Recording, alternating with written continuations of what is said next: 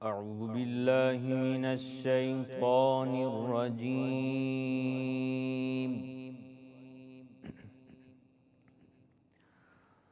بسم الله الرحمن الرحيم.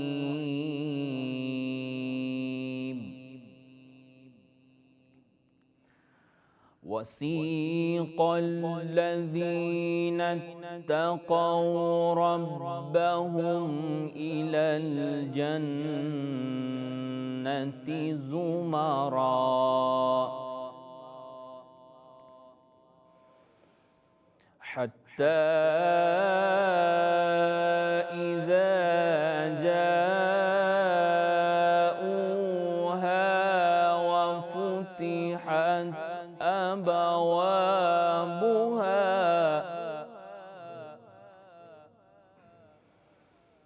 أبوابها وقال لهم خزنتها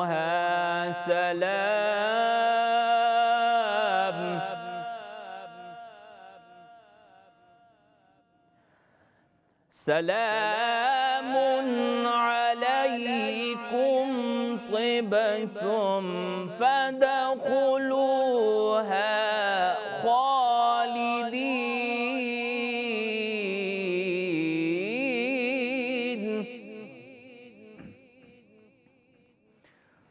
وسيق الذين اتقوا ربهم إلى الجنة زمرا حتى إذا جاءوها وفتحت أبوابها وقال لهم خزنتها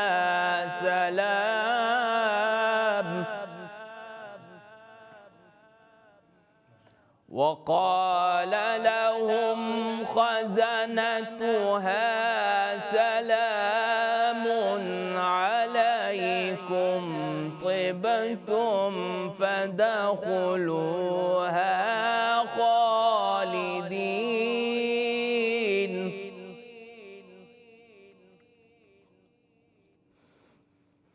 وقالوا الحمد لله الذي صدقنا وعده وأورثنا الأرض نتبوأ من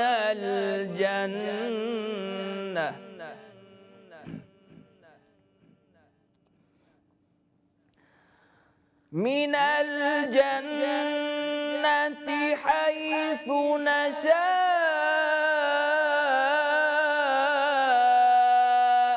فنعم أجر العاملين.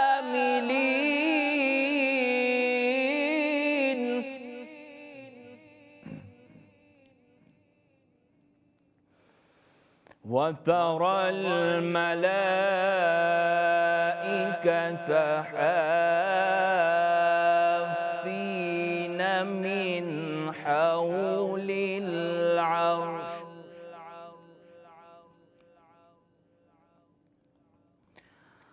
وترى الملائكة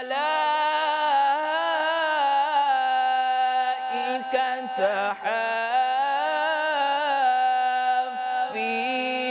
من حول العرش يسبحون بحمد ربهم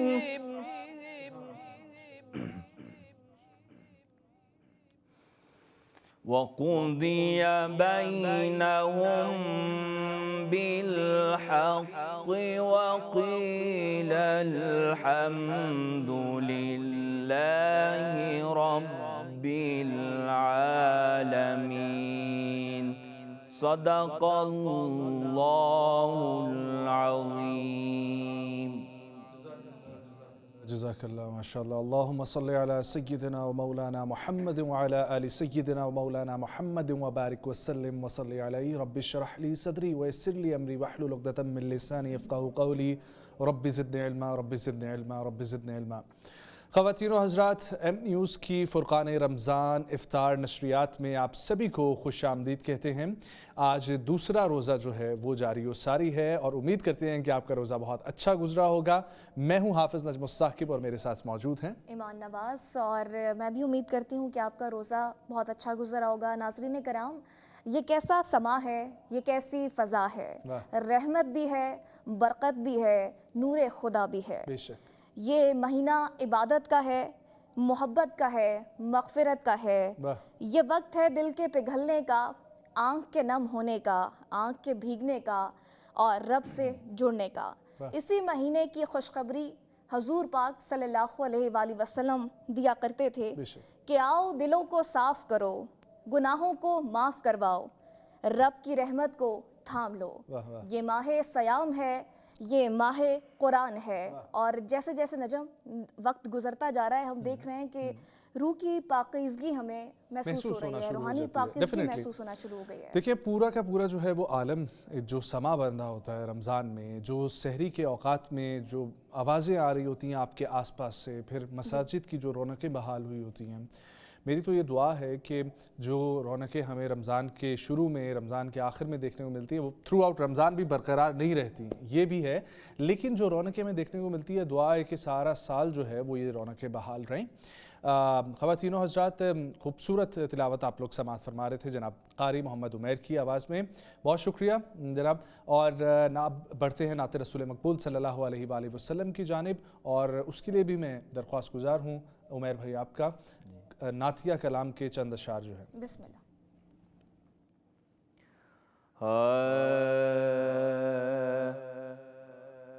دل میں اترتے حرف سے، دل میں اترتے حرف سے مجھ کو ملا پتہ تیرا،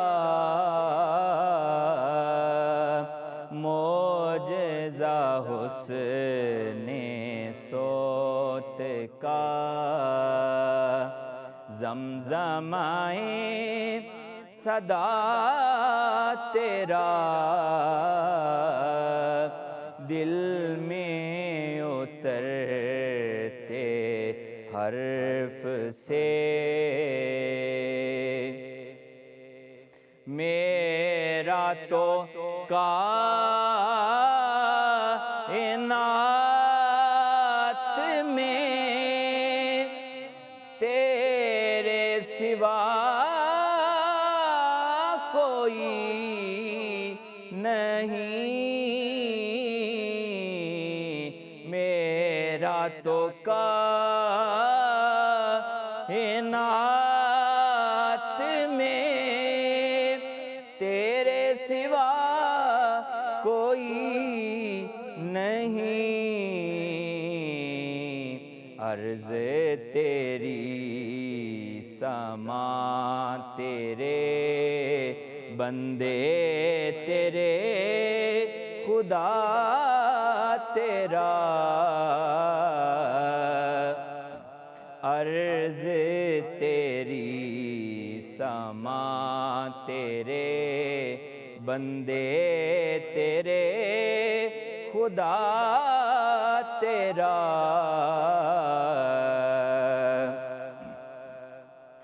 اے میرے شاہ شرق و غرب، نانے جویں غزہ تیری، اے میرے شاہ شرق و غرب، نانے جویں غزہ تیری، اے میرے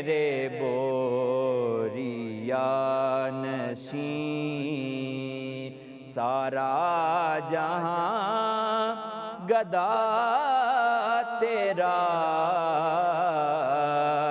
اے میرے بوریا نشین سارا جہاں گدا تیرا، دل میں اترتے حرف سے مجھ کو ملا پتا تیرا، معجزہ حسن صوت کا زمزمائے صدا تیرا۔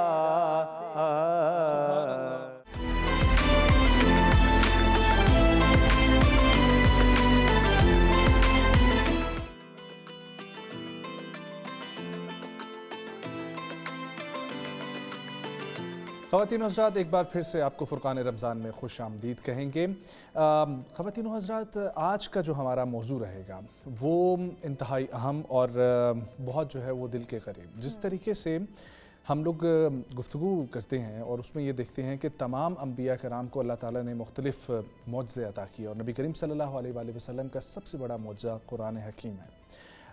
یہ ماہ سیام، اس کی یہ بھی برکت کہ اس میں قرآن کریم اور باقی بھی تمام تر آسمانی کتابیں اسی میں نازل کی گئیں، لیکن قرآن کریم جو ہے وہ رہتی دنیا کے لیے ایک ایسی کتاب جس کا ذمہ خود اللہ تعالیٰ اٹھا رہے ہیں۔ تو آج کا ہمارا ٹاپک رہے گا کہ قرآن کریم کی حکمت، قرآن کریم سے بحیثیت مسلمان ہم نے کیا سیکھنا ہے، کیونکہ اگر میں آسان الفاظ میں عام فہم گفتگو کے لیے اگر آپ کو سمجھاؤں تو سمپل یہ سمجھ لیجئے کہ کوئی آپ جب ٹیکنالوجی کی چیز لے کر آتے ہیں، کوئی ٹی وی لے کر آئیں، کوئی فریج لے کر آئیں، کچھ بھی لے کر آئیں، اس کے ساتھ ایک بکلیٹ آتی ہے۔ تو زندگی جو اللہ نے ہمیں گزارنے کے لیے بھیجا ہے، اس کے ساتھ قرآن کریم یہ جو ایک ہدایت کا سرچشمہ ہمارے لیے نازل فرمایا، اس میں ہدایت ہی ہدایت ہے۔ قرآن کے حوالے سے قرآن خود جو ہے وہ بہت ساری جگہوں پر جو ارشاد فرما رہا ہے، اس میں سورۃ المزمل میں بھی ایک آیت میں قرآن کو پڑھنے کے حوالے سے بتایا گیا کہ وَرَتِّلِ الْقُرْآنَ تَرْتِيلًا، جس کا ترجمہ ہے کہ اور قرآن کو ٹھہر ٹھہر کے یعنی کہ صاف اور واضح الفاظ میں جو ہے وہ ادا کرے۔ پھر قرآن کریم سورۃ البقرہ میں اللہ تعالیٰ جس طریقے سے فرماتے ہیں ذَلِكَ الْكِتَابُ لَا رَيْبَ فِيهِ، جس کا یہ ترجمہ ہے یہ وہ کتاب ہے جس میں کوئی شک نہیں ہے، پرہیزگاروں کے لیے ہدایت ہی ہدایت موجود ہے۔ پھر قرآن پر غور و فکر کے حوالے سے اللہ تعالیٰ سورۃ الصاد میں یہ فرماتے ہیں کتاب انزلنا الیک مبارک لیدبروا، جس کا یہ ترجمہ ہے کہ یہ ایک بابرکت کتاب ہے جو ہم نے آپ کی طرف نازل کی تاکہ لوگ اس کی آیات میں غور و فکر جو ہے وہ کر سکیں۔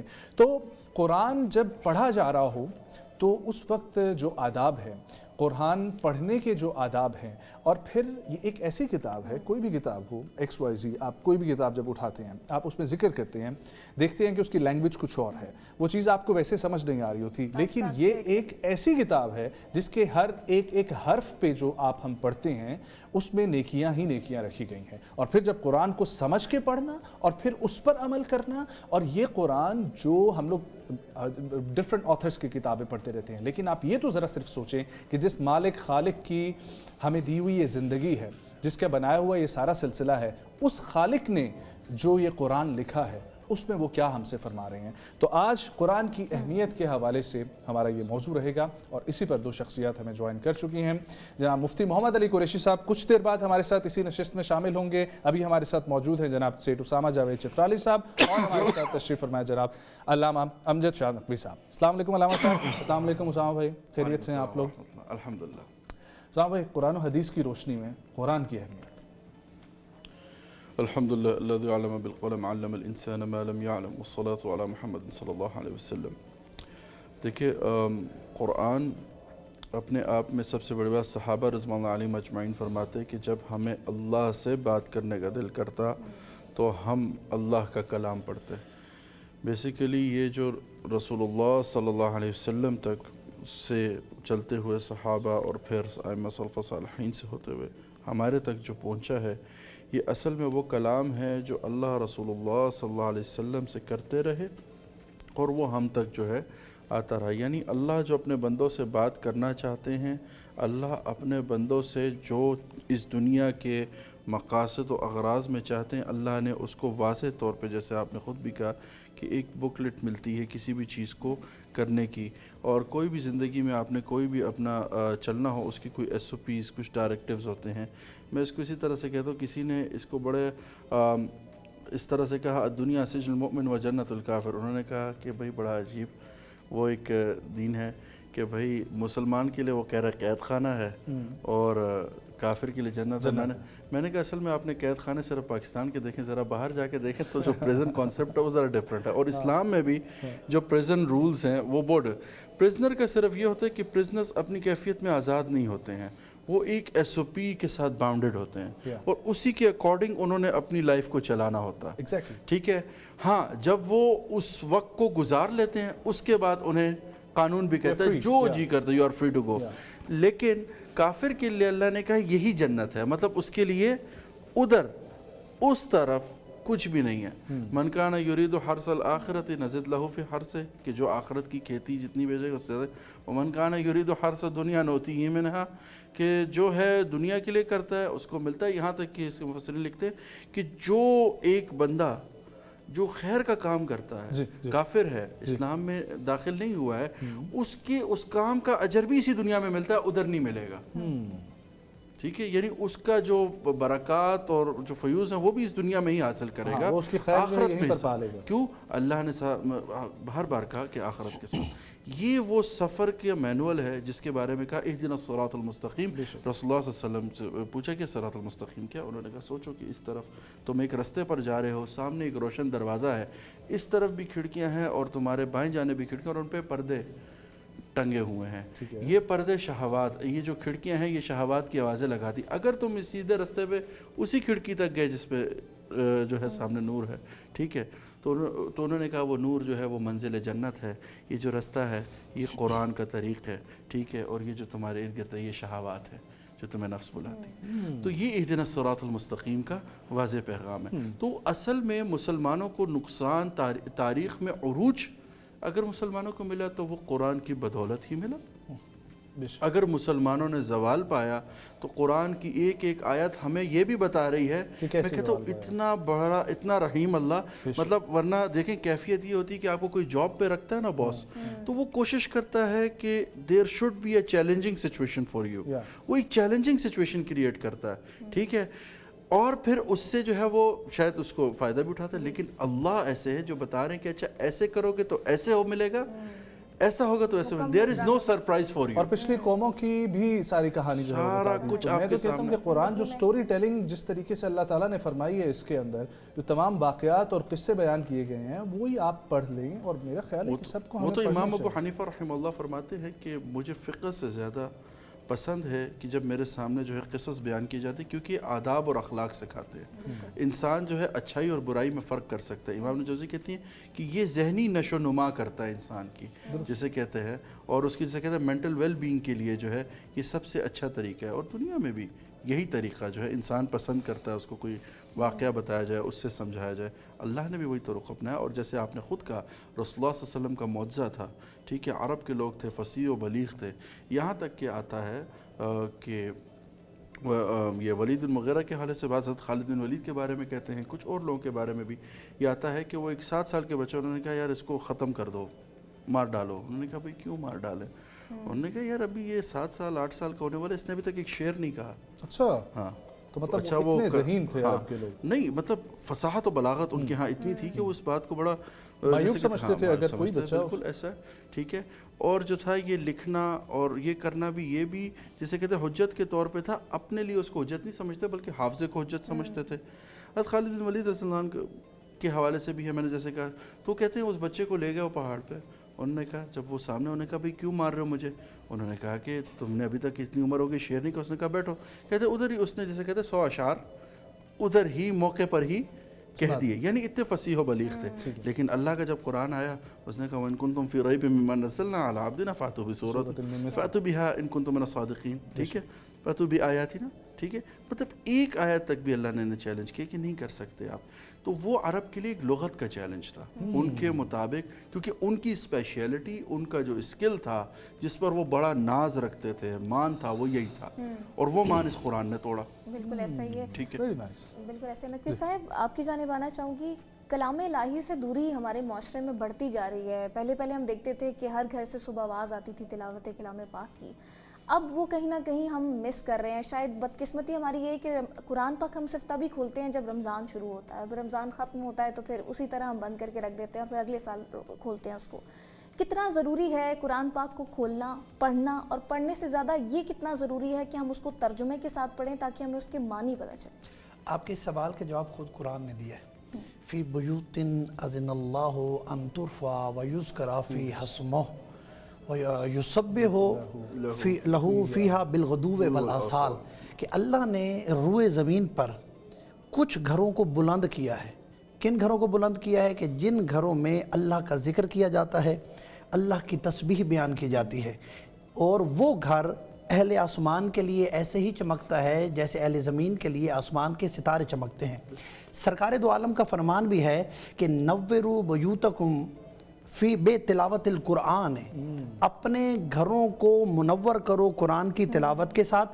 فلا تتخذوها قبورا, اپنے گھروں کو قبرستان نہ بناؤ. اس کا مطلب یہ ہوا کہ پیغمبر کی نگاہ میں وہ گھر نہیں جس میں تلاوت قرآن نہ کی جائے, بلکہ وہ گھر ہوتا ہے کہ جس میں قرآن مجید کی تلاوت کی جائے, قرآن مجید کی آیات کی آوازیں آپ کے گھروں سے باہر آئیں, نہ کہ گانوں کی آوازیں. اللہ راضی بھی اس گھر سے ہوتا ہے کہ جس گھر میں اللہ کا ذکر کیا جاتا ہے.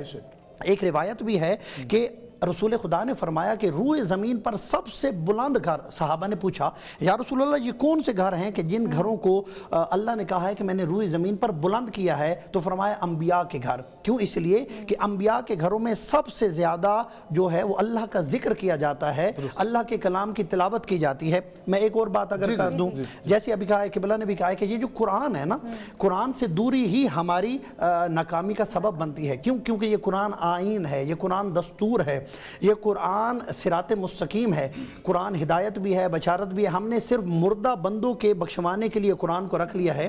سرکار امیر کا ایک قول بھی ہے کہ مر جاؤ اس سے پہلے کہ تمہیں موت آ جائے. ہاں جی, تمہیں موت آ جائے اس سے پہلے کہ مر جاؤ. اس کا مطلب کیا ہے کہ اللہ کی ذات میں فنا فی اللہ ہو جاؤ, فنا فی الرسول ہو جاؤ, فنا فی الدین ہو جاؤ, فنا فی القرآن ہو جاؤ. اور یہ قرآن معجزہ بھی ہے. قبلہ نے بھی یعنی کہ اس طرف یعنی کہ اشارہ کیا کہ جب یہ قرآن نازل ہوا تو لوگوں نے کیا کہا کہ یہ تو کوئی الہی کتاب نہیں ہے, یہ تو محمد کا کوئی بیان کیا گیا شعر اشعار ہیں. تو اللہ نے قرآن میں چیلنج کیا. پہلے چیلنج کیا کہ اگر تم یہ سمجھتے ہو کہ یہ اللہ کا قرآن نے کتاب نہیں ہے تو 10 سورے لاؤ, کوئی نہیں لا سکا. پھر اللہ نے کہا 1 سورہ لاؤ, کوئی نہیں لا سکا. پھر اللہ نے اس چیلنج کو مزید کم کر کے ایک آیت کا, آج تک وہ چیلنج اللہ کا قرآن میں موجود ہے, اور آج تک جن و انس مل کر اس قرآن کا مقابل نہیں لا سکے. کیوں؟ کیونکہ یہ قرآن معجزہ ہے. اللہ نے ہر نبی کو معجزہ دیا. نوح کا معجزہ کشتی, ابراہیم کا معجزہ آگ کا گلزار ہو جانا, موسیٰ کا معجزہ عصا, اور جناب عیسیٰ کا معجزہ مردے زندہ کرنا. لیکن کمال یہ ہے کہ موسیٰ کا معجزہ اس وقت تک معجزہ تھا جب تک موسیٰ زندہ تھے. بالکل. عیسیٰ کا معجزہ اس وقت تک معجزہ تھا جب تک عیسیٰ تھے. ابراہیم, آج بھی آپ گلزار کریں آگ آپ سے نہیں ہوگی. ابراہیم کا معجزہ بھی اس وقت تک معجزہ تھا جب تک ابراہیم تھے. اور جناب نوح کا معجزہ جو بھی کر لے, جو بھی نبی ہے اس کا معجزہ اس وقت تک معجزہ تھا جب تک کہ وہ نبی موجود تھا. لیکن میرے پیغمبر کی شان اللہ نے یہ بنائی ہے کہ پیغمبر کو جو معجزہ دیا ہے وہ آج تک معجزہ ہے. اس کا مطلب یہ ہے کہ نہ قرآن محمد سے جدا ہے اور نہ محمد قرآن سے جدا ہے. سبحان اللہ. اسامہ بھائی بہت شکریہ آپ کی آمد کے لیے, اور انشاءاللہ یہ گائے بگائے جو ہے وہ ہم آپ سے وقت جو ہے وہ درخواست کرتے رہیں گے. وقفے کی طرف ہم لوگوں نے بڑھنا ہے. علامہ صاحب ہمارے ساتھ موجود ہیں, اور پھر ابھی اسی نشست پر مفتی محمد علی قریشی صاحب ہمیں جوائن کریں گے. فرقان رمضان کے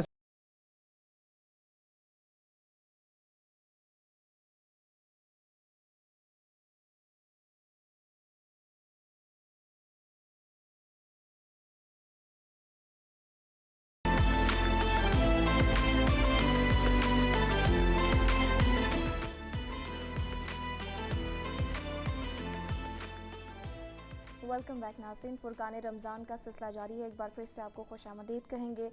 قرآن کی تلاوت کے حوالے سے ہم بات کر رہے ہیں اور علماء کرام بھی ہمارے ساتھ موجود ہیں، مزید ان سے رہنمائی بھی جانیں گے۔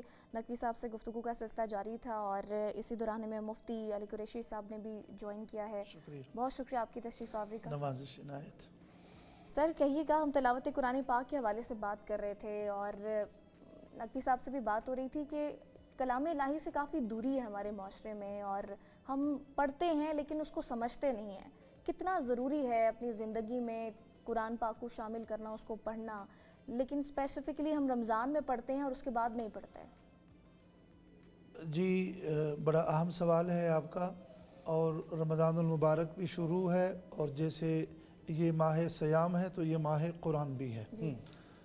یقیناً جو قرآن مجید ہے اس کے میرے اور آپ کے اوپر کئی حقوق ہیں۔ مثلاً ایک حق قرآن مجید کا بھی، اور اس سے پہلے جو کتب سماویہ ہے، جو آسمانی کتابیں ہیں، ان کا ایک حق ہمارے اوپر یہ ہے کہ ہم ان کے اوپر ایمان لے کر آئیں۔ آمنت باللہ و ملائکتہ و کتبہ جیسے، تو کتب میں قرآن بھی شامل ہے، بلکہ یہ تو امام الکتب ہے۔ اور ایک قرآن مجید کا میرے اور آپ کے اوپر یہ بھی حق ہے کہ میں اور آپ قرآن مجید کی تلاوت بھی کریں۔ آپ صلی اللہ علیہ وسلم ارشاد فرماتے ہیں اقرأ القرآن، قرآن مجید کو پڑھا کرو، فَإِنَّهُ يَأْتِي يَوْمَ الْقِيَامَةِ شَفِيعًا لِأَصْحَابِهِ، یہ قیامت کے دن اپنے پڑھنے والوں کے لیے سفارشی بن کر آئے گا۔ اور قرآن اور رمضان کا میں تھوڑا سا وقت آپ حضرات کا لوں گا کہ قرآن اور رمضان کا آپس میں ایک حسین ربط بھی یہ ہے کہ قرآن بھی سفارش کرے گا، رمضان بھی سفارش کرے گا۔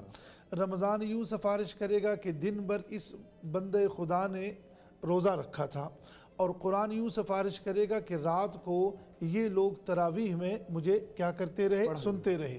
اس لیے آقا فرماتے ہیں من صام رمضان ایمانا و احتسابا غفر له ما تقدم من ذنبه، اور من قام رمضان ایمانا و احتسابا غفر له ما تقدم من ذنبه۔ اب میں ذرا اپنی بات کو اور مختصر کر لیتا ہوں ناظرین کے لیے۔ مثلا یہ جو قرآن مجید کے 30 پارے رکھے گئے ہیں، اگر ان 30 پاروں کے پس منظر میں ہم چلے جائیں تو وہ یہ ہے، شاہ ولی اللہ رحمہ اللہ 1100 ہجری کے آدمی ہے، شاہ جی بڑے آدمی ہے۔ شاہ جی نے سب سے پہلے قرآن کریم کا بر صغیر میں فارسی میں ترجمہ کیا ہے، اور پھر شاہ جی کے بچوں نے اردو میں موضح القرآن سے کے نام سے ترجمہ کیا ہے، اور بعد کے جتنے بھی یہ تراجم ہیں یہ شاہ جی سے لیے گئے ہیں۔ چاہے مولانا ابوالکلام آزاد کا ترجمان القرآن ہے، چاہے مولانا ابوالعلا مودودی صاحب کا تفہیم القرآن ہے، چاہے کنز الایمان ہے مولانا احمد رضا خان بریلوی صاحب کا، چاہے مفتی شفیع صاحب کا معارف القرآن ہے، جو بھی ہے یہ بعد میں لیے گئے، پہلے یہ لوگ ہیں شاہ ولی اللہ اور ان کے بیٹے، جی ان کے بیٹے شاہ عبد القادر ہیں اور شاہ عبدالعزیز محدث دہلوی رحمہ اللہ۔ آپ حیران ہوں گے، شاہ جی فرماتے ہیں اگر کوئی شخص ہم سے یہ پوچھے کہ آج مہینے کی کیا تاریخ ہے، تو ہم اس پوچھنے والے کو، اس سائل کو یہ نہیں کہتے کہ آج 16 فروری ہے، ہم اس کو یہ کہتے ہیں ہم نے ارلی مارننگ صبح سویرے 16ویں پارے کی تلاوت کی ہے، اب آپ خود سمجھ جائیں کہ مہینے کی تاریخ کون سی ہوگی۔ واہ واہ۔ اقبال مرحوم فرماتے ہیں خود بدلتے نہیں بدل دیتے ہیں قرآن کو، ہوئے کس درجہ فقیہان حرم بے توفیق۔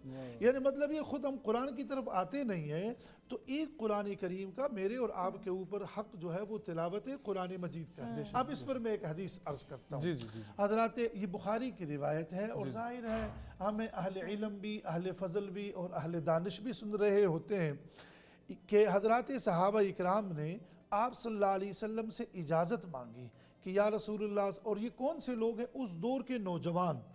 میں اس دور کے نوجوانوں سے یہ گزارش کرتا ہوں کہ دیکھیے یہ حدیث جوانوں کے لیے ہے کہ نوجوان آئے، اور میں ان کے نام لیتا ہوں، عبداللہ بن عمر ہے، عبداللہ بن جابر ہے، عبداللہ بن عمرو بن العاص ہے۔ ان نوجوانوں نے آقا سے اجازت مانگی کہ آپ ہمیں روزانہ ایک قرآن پڑھنے کی اجازت مرحمت فرما دیں۔ حضور صلی اللہ علیہ وسلم نے فرمایا یہ امپاسبل، آقا دور اندیش ہے، صاحب بصیرت ہے، آقا کے سامنے مستقبل۔ اس لیے اسی حدیث کے آخر میں حضرت عمر کے بیٹے عبداللہ بن عمر فرماتے ہیں اب میں بوڑھا ہو گیا ہوں، اب زیادہ پڑھنا میرے لیے بھی مشکل ہو رہا ہے، شکر ہے کہ اگر حضور فرماتے روزانہ ایک قرآن پڑھو، میرے لیے مشکل ہوتا۔ یہ اگلے دن آئے، حضور نے فرمایا ایک نہیں، इन्होंने गुजारिश की कि हमें 15 पारों की इजाज़त दे दे। आप सल्लल्लाहु अलैहि वसल्लम ने फरमाया 15 भी मुश्किल है। अगले दिन ये आए, इन्होंने कुरान करीम के 7 हिस्से किए जिनको हम मनाजिल सबआ कहते हैं। मनाजिल सबआ, इसलिए सूरह फातिहा से लेकर सूरह माइदा तक हर वर्क के नीचे एक का हिस्सा लिखा होता है। सूरह माइदा से सूरह यूनुस तक 2 का हिस्सा, यूनुस से बनी इसराइल तक 3 का हिस्सा। ये जो हिस्से लिखे होते हैं, ये मुझे और आपको बताया जा रहा है कि कुरान पर एक वक्त ऐसा भी गुजरा जहाँ हफ्ते के 7 दिन आपके घर में ख़त्म होते थे, वहाँ एक कुरान भी ख़त्म हो गया। और फिर आका ने उनसे फरमाया कि तुम कुरान मजीद को 7 दिन में पढ़ा करो। बल्कि मैं इससे भी आगे, इमाम आज़म अबू हनीफ़ा के पास एक शख्स आया और उसने कहा कि मेरा ये बच्चा है, इसको दाखिल दर्स फरमा दें। इमाम साहिब ने फरमाया मेरा तरीक़ा ये है, मैं उसी शख्स को मदरसे में दाखिल दर्स जगह देता हूँ कि जो कुरान का हाफिज़ हो। ये बच्चा अपने घर गया, इसने सोचा कि रोज़ाना अगर एक सूरत याद करूँगा तो ये तो 114 दिन लगेंगे, एक रुकू याद करूँगा 540, एक पारा याद करूँगा 30 दिन। ये रोज़ाना एक मंजिल याद करता रहा और एक मंजिल याद करता रहा। और एक हफ्ते के बाद इसको वालिद साहब लेकर आए और वालिद ने मोहतरम ने कहा ये इमाम मोहम्मद है रहमहुल्लाह, जो इमाम साहब के शागिर्द हैं, इमाम मोहम्मद, और इसने एक हफ्ते के अंदर कुरान मजीद को क्या किया है, हिफ्ज़ किया। ये फ़ज़ाइल हिफ्ज़ुल कुरान में मुफ्ती इमदादुल्लाह अनवर ने आखिर में ये वाक़या लिखा है। और एक अंग्रेज़ मुअर्रिख़ ने इसी इमाम मोहम्मद की किताबों को देखकर, सियर सग़ीर है, सियर कबीर है, मबसूत ज़ियादात है, उन कुतुब को देखकर वो मुसलमान हुआ। तो किसी ने कहा आप इतनी जल्दी क्यों ढेर हो गए? उसने कहा जब इस छोटे मोहम्मद का ये हाल है तो उस बड़े मोहम्मद अरबी सल्लल्लाहु अलैहि वसल्लम का क्या हाल होगा। इसलिए कुरान मजीद को हम महीना वाइज एक एक सिपारा पढ़ें। जहाँ मेरे और आपके घर में महीने के दिन ख़त्म, वहाँ कुरान भी ख़त्म। और अगर आपके पास वक्त है, आप रिटायर्ड हो चुके हैं, मैं बुज़ुर्गों को भी गुजारिश करूँगा कि अब मतलब ये है, आप सल्लल्लाहु अलैहि वसल्लम को भी अल्लाह करीम ने आखिर में फरमाया था इदा जा नसरुल्लाह, अल्लाह की मदद आ गई, वल फत, मक्का भी फतह हो गया, वरअयत अन्नास यदखुलून फी दीनिल्लाहि अफ़वाजा, आपने लोगों को देखा कि वो लश्कर दर लश्कर इस्लाम में दाखिल हो रहे। एक वक्त वो था कि 8 सालों तक कुछ लोग थे और अब लश्कर, तो अब फसब्बिह बिहम्दि रब्बिक वस्तगफिरहु। तो जो बूढ़े हजरात हैं हमारे, कम अज़ कम अगर वो रोज़ाना 6 से 7 पारे पढ़ेंगे तो जहाँ हफ्ते के 7 दिन ख़त्म होंगे वहाँ उनका एक कुरान भी ख़त्म। इसी को हम फ़मी बिशौक़ से ताबीर करते हैं। आखिरी बात, फ़ा से माइदा तक एक मंजिल, माइदा से यूनुस तक दूसरी मंजिल, यूनुस से बनी इसराइल तक तीसरी मंजिल, बनी इसराइल से शुआरा तक चौथी मंजिल, और शुआरा से फिर काफ वल कुरान 5वीं, और ऐसे 6ठी और 7वीं, और 7 मंजिलें आपने कुरान की जो है इस तरीके से, इन्हीं को मनाजिल सबआ कहते हैं। हदीस मुबारक भी है कि तिलावत करने वाले को चाहिए कि वो बावज़ू हो या हालत अदब में खड़ा हो या बैठा हो, सबसे अफजल नमाज में हालत क़याम में क़िरात करना है। और नकवी साहब, मैं अब आपकी जानिब बढ़ना चाहूँगी। नबी अकरम सल्लल्लाहु अलैहि वसल्लम का फरमान भी है कि जिस शख्स ने 3 दिन से कम में मुकम्मल कुरान पढ़ा उसने नहीं समझा। अब लोग ये तावील भी देते हैं कि कुरान पढ़ने का हुक्म तो दिया गया है लेकिन हम इसको समझ नहीं पाते, इस पर ज़रा रहनुमाई फरमाइएगा। क़िबला ने बहुत अच्छी तरफ इशारा भी किया है। एक होती है बीमार रूह और एक होती है सेहतमंद रूह। बीमार रूह उसका इलाज और है, सेहतमंद रूह का इलाज और है। बाद का वो जो सेहतमंद रूह है ना, बीमार रूह का जब हम इलाज करना शुरू करते हैं तो हमें जोश आ जाता है। हम कोशिश करते हैं कि ज़्यादा से ज़्यादा तिलावत कुरान करें। मिसाल के तौर पर बाज़ बंदे मैं ऐसे भी जानता हूँ कि जो 1 दिन में पूरा ख़त्म कुरान करते हैं, बाज़ बंदे 2 दिन में पूरा ख़त्म कुरान कर जाते हैं। लेकिन ये होता जोश है, जैसे ही जोश उतरता है फिर वो एक आयत भी नहीं पढ़ सकते। उलमा ये कहते हैं कि आप कुरान मजीद को अपनी ज़िंदगी का हिस्सा बनाएं। ज़्यादा पढ़ना मैटर नहीं करता, क्या पढ़ा है ये मैटर करता है। आप रोज़ाना की एक आयत पढ़ें और उस एक आयत को समझ कर पढ़ें। ये हो नहीं सकता कि कुरान हम पढ़ते हैं हमें समझ नहीं आता, तो ये मुमकिन नहीं है। कुरान जैसी आसान किताब तो है ही कोई नहीं। मैं आपको बताऊं, हम तो कलमा पढ़े, हमने कलमा पढ़ा, हम पैगम्बर के उम्मती हैं, हम कुरान मजीद के कारी हैं, पढ़ाते भी हैं, पढ़ते भी हैं। कुरान मजीद का असर जब काफरों पे होता था और अब भी होता है, جب پیغمبر بیت اللہ میں بیٹھ کے تلاوت قرآن کیا کرتے تھے نا تو کفار مکہ اپنے کانوں میں روئی ڈال لیتے تھے، اس لیے ڈالتے تھے کہ اگر یہ بات یا یہ آواز ہمارے کانوں تک پہنچ گئی تو ہم مجبور ہو جائیں گے اس محمد کی باتیں سننے کے لیے، اسی اسنا میں وہ ڈالتے تھے۔ جب بھی آتے تھے بیت اللہ کا طواف تو وہ بھی کرتے تھے، یعنی کہ زمانے جاہلیت میں بھی بیت اللہ کا طواف تو ہوتا تھا، پیغمبر وہاں پہ بیٹھ کے صرف قرآن کی تلاوت کیا کرتے تھے۔ ایک مرتبہ حضرت ابو ذر غفاری آ گئے، حضرت ابو ذر غفاری نے چاہا کہ میں طواف کعبہ کروں، تو مشرکین مکہ نے کہا اگر تو نے طواف کعبہ کرنا ہے تو اپنے کانوں میں روئی ٹھونس لے، کیوں؟ کیونکہ یہاں پہ ایک ایسا شخص بیٹھا ہے جو جادوگر ہے، جو سحر کرتا ہے، جب وہ بولتا ہے تو لوگ پھر اسی کے ہو جاتے ہیں۔ تو جناب ابو ذر نے ان کی بات سن کے نا کانوں میں ڈال لی روئی ڈالنے کے بعد وہ کرنے لگ گئے طواف کعبہ کرنے کے بعد جب تیسرے چکر پہ پہنچے نا تو انہوں نے سوچا کہ میں سنوں تو صحیح یہ کہتا کیا ہے۔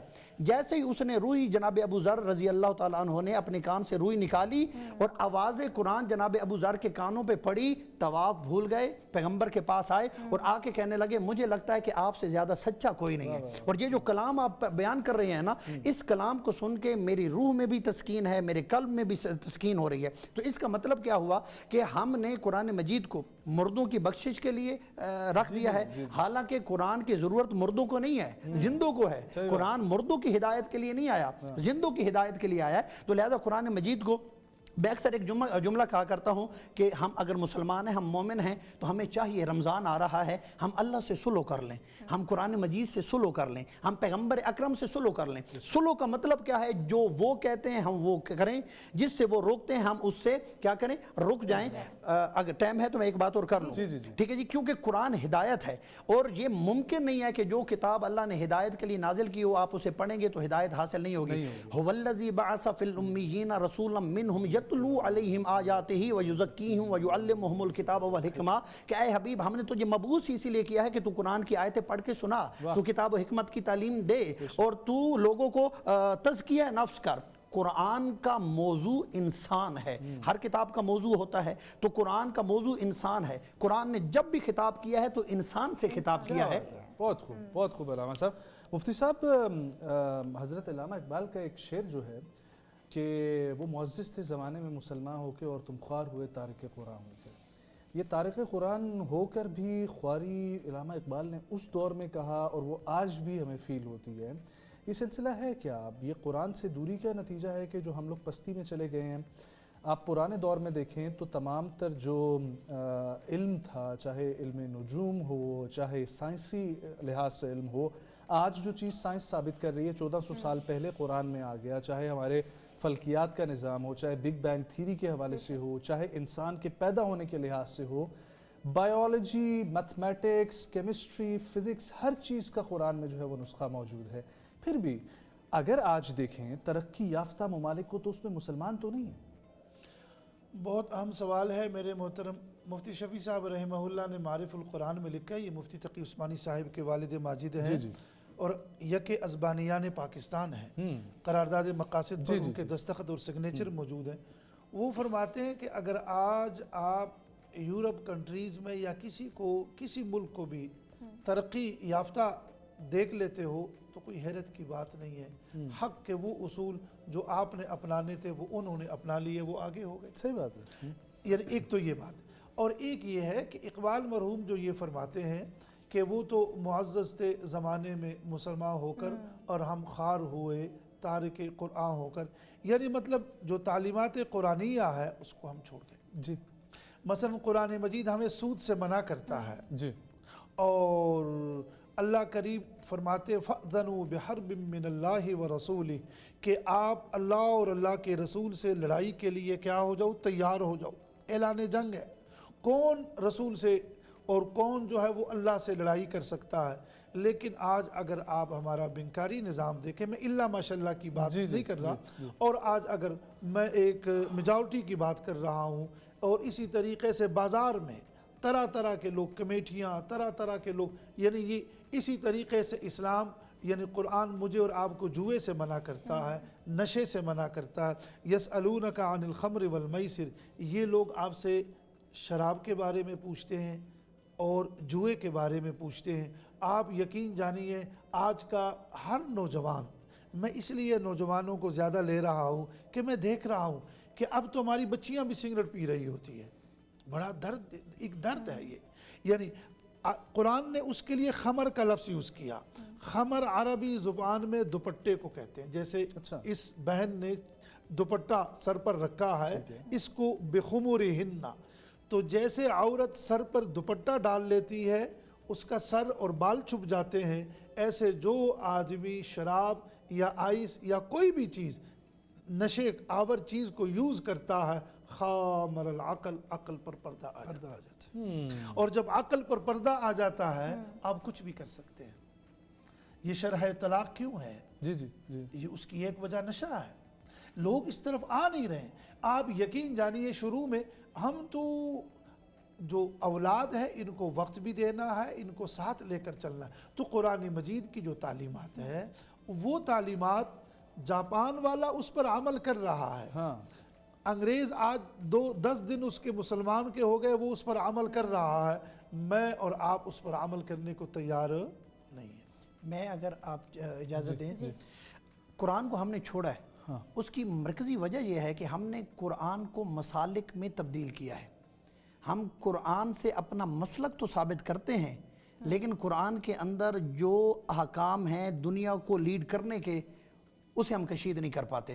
جب یہ سوچ ہماری نکل جائے نا کہ قرآن کو آفاقی کتاب سمجھ کے, مسل کی کتاب سمجھ کے نہ پڑھا جائے, اپنے مسلک کے لیے آیتیں نہ نکالی جائیں, بلکہ دنیا میں لیڈ کرنے کے لیے ہم قرآن پہ تفکر کریں, تو انشاءاللہ قرآن ہمارے لیے ہدایت بھی ہوگا, رہنمائی بھی ہے, اور دنیا پہ ہماری عزت کا باعث بھی بنے گا. نقوی صاحب, دنیا میں آپ نے بات کی ہے, اخروی زندگی میں قرآن پاک کی تلاوت کے کیا فوائد ہیں؟ اخروی زندگی میں یہ ہے کہ قبلہ نے شروع میں بھی کیا کہ قرآن کا ایک حق ہے. بروز قیامت چند چیزیں ہماری شکایت کریں گی. ایک مسجد شکایت کرے گی محلے کی کہ میں تھی لیکن میرے اندر پڑھنے کے لیے نمازی کوئی نہیں تھا. اور ایک قرآن شکایت کرے گا کہ میں گھر میں, رحل میں, ساتھ کپڑوں میں تو تھا لیکن میری تلاوت نہیں کی گئی. تو یہ قرآن باقاعدہ, اگر تلاوت نہیں کی گئی تو قرآن باقاعدہ شکایت کرے گا کہ میں تلاوت کرنے والی کتاب تھا لیکن میری تلاوت نہیں کی گئی. اور پھر اگر قرآن مجید کی جو تلاوت کرتا ہے اور قرآن مجید کی تلاوت کے ساتھ جڑا رہتا ہے, پھر اس کا اجر کیا ہے؟ بہت سے آخرت کے مقامات ہیں جہاں پہ تلاوت قرآن آپ کو فائدہ پہنچائے گی. موت کے وقت تلاوت قرآن آپ کی موت میں آسانی کا باعث بنے گی. قبر کے اندر تلاوت کرو, قبر یعنی کہ منو مٹی اندھیرا ہے, ہاں اندھیرے کے اندر کوئی بھی نہیں ہے, وہاں پہ بھی قرآن مجید روشنی بن کے آپ کی قبر کو روشن کرے گا. برزخ میں قرآن مجید جو صورت آپ زندگی میں پڑھتے ہوں اور اس صورت کو ریگولر پڑھتے ہیں, برزخ کے سفر میں بھی وہ صورتیں آپ کی مدد کے لیے آئیں گی. پل صراط پہ قرآن آپ کی مدد کرے گا. جنت میں داخل ہونے کے لیے آپ کی قرآن مدد کرے گا. ایک روایت ہے سورہ ملک کے بارے میں کہ جو شخص روزانہ سورہ ملک کی تلاوت کرتا ہے اور سورہ ملک کی تلاوت کرتے ہوئے پوری زندگی مر گیا, تو قیامت کے دن سورہ ملک اس تلاوت کرنے والے کے لیے اللہ سے جھگڑا کرے گی اور جھگڑا کر کے کہے گی کہ یا اللہ اسے تو نے جنت میں بھیجنا ہے کیونکہ دنیا میں یہ میری تلاوت کرتا تھا. تو آخرت میں قرآن مجید کے بھی اتنی زیادہ ٹائم بھی نہیں لگتا. سورہ ملک قرآن مجید کے یعنی کہ اپنا ہے, آپ کو 3 سے 4 منٹ لگیں گے, میرا خیال 30 آیات ہیں, اتنی لگ بھگ 29-30 آیات ہیں, وہ آپ نے پڑھنے 3 سے 4 منٹ لگیں گے. اس کا فائدہ یعنی کہ گور سے لے کے جنت کے دروازے تک آپ کو قرآن مجید دے گا. بہت خوب. مفتی صاحب سوال بھی لے لیجئے گا اسی کے ساتھ جو آپ گفتگو کرنے لگے ہیں. قرآن حکیم میں جو شروع میں نے بھی آیات کی کہ یہ ہدایت کا سرچشمہ ہے اور ایک ایسی کتاب کہ جس میں نبوت سے لے کے طہارت تک کے مسائل موجود ہیں. بہت روزمرہ کی زندگی گزارنے کا ایک طریقہ, چاہے جھوٹ ہو, چاہے والدین کے ساتھ رویہ ہو, پڑوسی کے ساتھ رویہ ہو, اپنے سے ماتحت جو لوگ ہیں ان کے ساتھ رویہ ہو, اپنے باس کے ساتھ رویہ کیسا ہے وہ تک رویہ ہو. یہ جو احترام کا تقاضا بتاتا ہے, اخلاقیات کا سبق دیتا ہے, عبادات کا سبق دیتا ہے, اس کتاب سے ہمیں رہنمائی حاصل کرنی ہے تو کوئی نسخہ ہوگا, کوئی طریقہ کار ہوگا, اس طریقہ کار پہ عمل پیرا کیسے ہونا ہے, کس طریقے سے؟ میرے محترم, آج بھی میں یونیورسٹی میں یہ گزارش آپ سے کر دوں کہ اگر روزانہ ہم قرآن مجید کو, یہ جیسے محترم نے فرمایا یہ کوئی مسلک کی کتاب بھی نہیں ہے, یہ آفاقی کتاب اور ہے, سائنسی کتاب بھی اور یہ سائنسی کتاب بھی نہیں ہے. روزانہ اگر ہم قرآن مجید کو تھوڑا سا وقت دینا شروع کریں اور اس میں غوطہ خوری کریں, غوطہ زنی کریں, آپ آہستہ آہستہ اس کو سمجھنے لگیں گے. ایک وقت آئے گا کہ بہت ساری صورتیں اس کے جو مرکزی مضامین ہیں، مکی صورتوں کے جو مرکزی مضامین ہیں، مدنی صورتوں کے جو مرکزی مضامین ہیں، آپ اس کو سمجھنے لگیں گے۔ مثلا میں آپ سے ایک عرض کرتا ہوں، ایک آدمی ہے، وہ نوجوان ہے اور وہ یہ چاہتا ہے کہ میں ایک نوجوان ہوں تو قرآن کریم میری رہنمائی کیسے کر سکتا ہے؟ اب میں عرض کرتا ہوں، جو نوجوان ہے وہ سورہ یوسف کو پڑھے۔ یوسف وقت کے نوجوان ہیں، کیسے وہ اپنے دامن کو بچا رہے ہیں۔ اس قرآن کریم اس بند کمرے کا ذکر کر رہا ہے، قرآن کریم اس بند کمرے کا ذکر کر رہا ہے، اور قرآن کریم جو ہے وہ حضرت یوسف کے کردار کا ذکر کر رہا ہے۔ آپ صلی اللہ علیہ وسلم خود جوان ہیں، جب آقا کو نبوت ملتی ہے تو نبی اکرم صلی اللہ علیہ وسلم نے سورہ یونس میں 11ویں پارے میں ایک بڑی عجیب بات کہی ہے۔ اللہ اکبر، معذرت کلامی کے لیے یہاں سے گفتگو کا آگے جو ہے وقفے کے بعد جو ہے آغاز کریں گے، کیونکہ جواب جو ہے وہ ہم سکون سے سننا چاہتے ہیں۔ تو فرقان رمضان کا سلسلہ جاری ساری ہے، قرآن کی حکمت، عظمت، اہمیت کے اوپر ہمارا گفتگو کا موضوع۔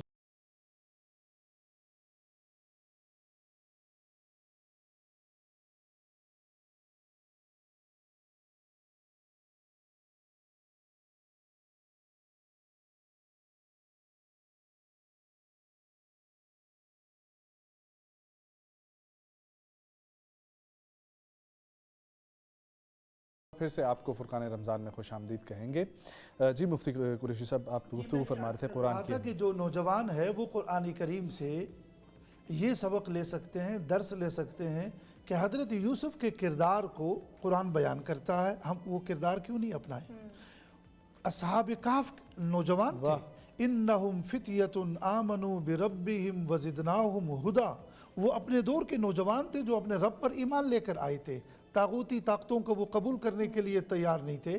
مطلب یہ ہے کہ وہ نوجوان ہیں۔ آپ صلی اللہ علیہ وسلم کو جب نبوت ملتی ہے 40 سال کے بعد ملتی ہے۔ میں یہ عرض کر رہا تھا، آقا 40 سالہ دور کو 2 جملوں میں بیان کر رہے ہیں۔ مشرکین مکہ سے کہتے ہیں، آج میں محمد بن عبداللہ سے سفر طے کر کے میں محمد الرسول اللہ صلی اللہ علیہ وسلم بن چکا ہوں، یکدم تم میرے مخالف ہو گئے ہو۔ فقد لبثت فیکم عمرا من قبلی، میں نے 40 سال تمہارے درمیان میں گزارے، اس پر انگلی تو اٹھاؤ نا۔ میں کسی کے سامنے اپنا ایک ہفتہ نہیں رکھ سکتا، میں کسی کے سامنے 1 مہینہ اپنا نہیں رکھ سکتا۔ آقا فرماتے میں نے 40 سال تمہارے درمیان میں گزارے ہیں۔ اس لیے اماں جان حضرت خدیجہ رضی اللہ تعالی عنہا جب آپ صلی اللہ علیہ وسلم سے وہ نکاح کر لیتی ہے اور 15 سال وہ آقا کے ساتھ رہتی ہے، اور جب آپ صلی اللہ علیہ وسلم پر جب یہ وحی کی آیات نازل ہوتی ہے تو اماں جان کیا فرماتی ہے؟ لا یخزیک اللہ ابدا، آپ ایسے خوبصورت قد آور نوجوان ہیں، اللہ کبھی آپ کو رسوا نہیں کرے گا۔ آپ تو غریبوں کا بوجھ اٹھاتے ہیں، آپ تو مہمان نواز ہیں، آپ میں یہ تمام خصوصیات قرآن۔ اس لیے ام المؤمنین حضرت عائشہ سے کسی نے پوچھا، میں بات آخری اختتام کی طرف لے جاتا ہوں، کہ آقا کے اخلاق کے بارے میں انہوں نے فرمایا آقا کے اخلاق کیا ہے؟ وہ قرآن ہی ہے۔ اور تلاوت قرآن مجید پر بات ہو رہی تھی۔ ہاں، اور یہ بھی عرض کر دوں کہ جو خواتین ہیں وہ ہمیں سن رہی ہے، آقا فرماتے ہیں علموا نساءکم سورۃ النور، تم عورتوں کو سورہ نور سکھاؤ، گھر میں داخل ہونے کے آداب، نکلنے کے آداب، یہ وہ سب کچھ۔ اسی طریقے سے نوجوانوں کے لیے عرض کر رہا تھا میں، آقا فرماتے ہیں تم نوجوانوں کو سورہ مائدہ سکھاؤ۔ محترم بیٹھے ہیں، غسل کے فرائض سورہ مائدہ میں، وضو کے فرائض سورہ مائدہ میں، شکار کا طریقہ سورہ مائدہ میں۔ نوجوان شکار ہی کرے گا نا۔ اچھا، چوری کے وہ اقبال جرم اور وہ سب کچھ، حضرت آدم کے دونوں بیٹوں کا تذکرہ سورہ مائدہ میں۔ اس لیے فرمایا نوجوانوں کو سورہ۔ آج یورپ والے ہمیں یہ کہتے ہیں کہ اسلام نے عورت کو کچھ حق نہیں دیا، ہم انہیں یہ کہتے ہیں اسلام نے تو عورتوں کے نام پر سورت نازل فرمائی ہے، سورہ نساء۔ آپ کیسے کہتے ہیں کہ اسلام اس سورت نازل فرمائی، اس میں میراث کا ذکر آیا، اس میں میاں بیوی کا تذکرہ آیا، نوک جھونک کا تذکرہ آیا، تمام چیزیں اس میں بیان کی گئی۔ اور میں تلاوت قرآن مجید پر 2 باتیں، ایک یہ ہے کہ آقا اس کا جو دنیاوی فائدہ ہے کبھی اس پر بات کریں گے۔ آقا فرماتے ہیں کہ علموا نساءکم، تم عورتوں کو سورہ واقعہ سکھاؤ، فإنہا سورۃ الغنا، یہ گھر میں مالداری لانے والی صورت ہے۔ یعنی خاتون، میری ماں بہن، रात को सूरह वाक़िया पढ़े। हज़रत अब्दुल्ला बिन मसूद का इरशाद है कि जिस घर में आका फरमाते हैं, हज़रत अब्दुल्ला बिन मसूद इतने जलील क़दर सहाबी हैं, हज़रत उमर की चीफ जस्टिस है, काजी उल क़ुज़ात है। एक दिन ऐसे मिसवाक तोड़ने के लिए ना यूं दरख्त पर चढ़ रहे थे, तो सहाबा उनकी टांगों को देख के ना वो दुबली पतली ज़रा हंस पड़े। तो आका ने फरमाया ये उहद पहाड़ से ज़्यादा वज़नी है।